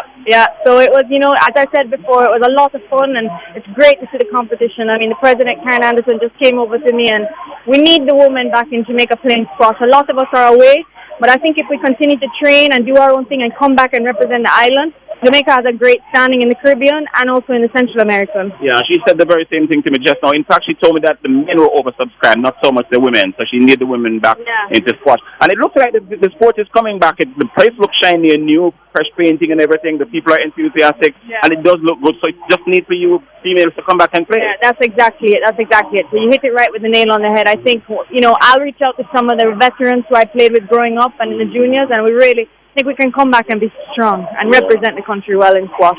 What sort of a year are you looking forward to as far as squash is concerned? For me right now, I'm actually transitioning jobs. So I'm in New York working. That's really my main focus of my career. But in terms of squash, I've actually started playing some hardball doubles in New York City, which is a slightly different game. But for singles, for the most part, I truly am just trying to play 2 to 3 times a week. Less competition, but more just to get on court and practice. Thanks, Mary. You were good tonight. Really, really good. Congrats again. Thank you so much, and I appreciate it. Not a problem. That's women's singles final winner, Mary Mahfoud, just easily brushing off Meher Traham quite easily. Cassius Watts, as I mentioned, said to me, Wayne, that was really, really light work she made over her, but she was impressive. She said, the final set was a little more difficult. Yes, it was. But overall, she was utterly dominant. The men's singles final, up on us. And, of course, it is Lewis Walton against Bruce Moss. We won't be live on air for that one, but it promises to be one big one as well. As expected. And Trahan is the junior champion, so I'm a bit surprised that it was so easy for her to dismiss her. She's a powerful player, very powerful player. As I said, I was watching her going through her warm-up exercise, and believe me, she looks and she's known for her powerful strokes. And as she said, she's not so much focusing on squash. She lives in New York, and she's, as she said, it's about her career, and that's what she's focusing on. But I tell you what, Aldrich, I just believe if Mary gets herself, back seriously into squash, she could make a splash. She really was impressive tonight. And, I mean, she's a bit, when you ask her about it, she was a little bit low-key in terms of, how the game went. But, yeah, it was a really good performance. That was really quick. Okay, then, thanks much. And we look forward to hearing what happened in the finals of the men's game during our sportscast. Yes, for sure. Okay, Wayne Walker there at the Ligonier Club for the finals of the All Jamaica Squash Championships. We will continue Sports Nation Live as we give you a bit of horse racing as Social Aviator won the Hotline Stakes at Caymanas Park earlier today. They're off. First start, Lady Babita just a bit outsped, but several horses want that lead. Mighty Gully racing down on the outside. Enthusiasm is showing good dash. Racing near the rail, that's Lady Babita. Danka, the favorite, slotted in between horses. Social Aviator comes next, and Simply Enchanting is last. They're about to arrive at the half mile in the Hotline Stakes, and Lady Babita now goes on and gets that lead. Enthusiasm fading back a bit, overtaken by Danka, who goes a-hunting. Mighty Gully racing out wide, also overtaking Enthusiasm. Social Aviator is next, and at the back it's Simply Enchanting as they go charging past the 5:16. 6 or 7 lengths separates the entire bunch as they're about to come into the top of the lane. It's a Lady Babita stepping just off the rail. Danka now launching an attack on the outside, and Danka seems to be going the better, and Danka now gets that lead. Lady Babita gets cracks of the stick, asking for the fight back. The rider is as they arrive at the furlong pole, but it is Danka with that lead. Lady Babita continues to feel the sting of the stick, but Danka is holding them off. Here is Social Aviator now coming with a run on the outside. It is Danka under pressure from Social Aviator, and Social Aviator gets up to win it over Danka. Then Lady Babita, Simply Enchanting, is back in fourth. And then Commandant won the Alexander Hamilton Memorial Trophy.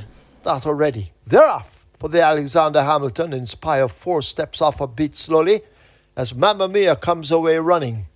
They make their way toward the 6, and Mamma Mia out in front. A Commandant now moving up to join. Run Julie Run, the speedball, as they leave the 6 right on the heels of the front 2. A break of maybe 6 lengths to Blue Vinyl. A further 6 to Fearless Soul. Inspire Force will have a lot of late running to do way at the back of the field as they'll flash past the 5 and run toward the half mile in the Alexander Hamilton Memorial. Commandant, the favorite, now takes charge. Mamma Mia is 2 lengths back and running in second. Run Julie Run will have to come off from third to get to that leader. A break opens up to Blue Vinyl, then the pair of Inspire Force and Fearless Soul now fading out, and last of all, 3/8 of a mile to catch Commandant. Run Julie Run and Mamma Mia now coming after him. A break back to Blue Vinyl. Inspire Force, Fearless Soul continues to hold the back marker position as they come into the lane. Commandant step just off the rail. Run, Julie, run. The brave filly is right against it. Mamma Mia has cried enough and is left back in third with a lot to find as Commandant now turns the power on. It is Commandant all over them. Inside the final furlong, Commandant begins to come right away and looks to be going to win the way a favourite should. It's Commandant and the Sneaky Fox, Radish Roman. They're romping the Alexander Hamilton Memorial Trophy. East down in the end. They win by 5 or more. Inspire Force coming from way off. It is second. Run Julie Run is third. Blue Vinyl is fourth. Okay, there you have it. Commandant winning the Alexander Memorial Trophy at Cayman Spark, the feature race on the day. Okay, that's all the time we have for you today. Let me say a special thanks to all those who made the show possible. Wayne Walker, Matthew Tapper, Carl Wilkins, Steve McLaren, Zach Randall, William Mitchell, and Cafe Rapley. On behalf of my technical operator Kevin Williams and my co-host for our Splash segment, Gillian Millwood, I'm Alex Raby. Say God bless, good night, and as usual, I hope you'll be in church on Sunday. If you don't have a local church to worship, you're welcome to worship with us at Tower Hill Missionary Church, 159 Olympic Way. God bless, good night.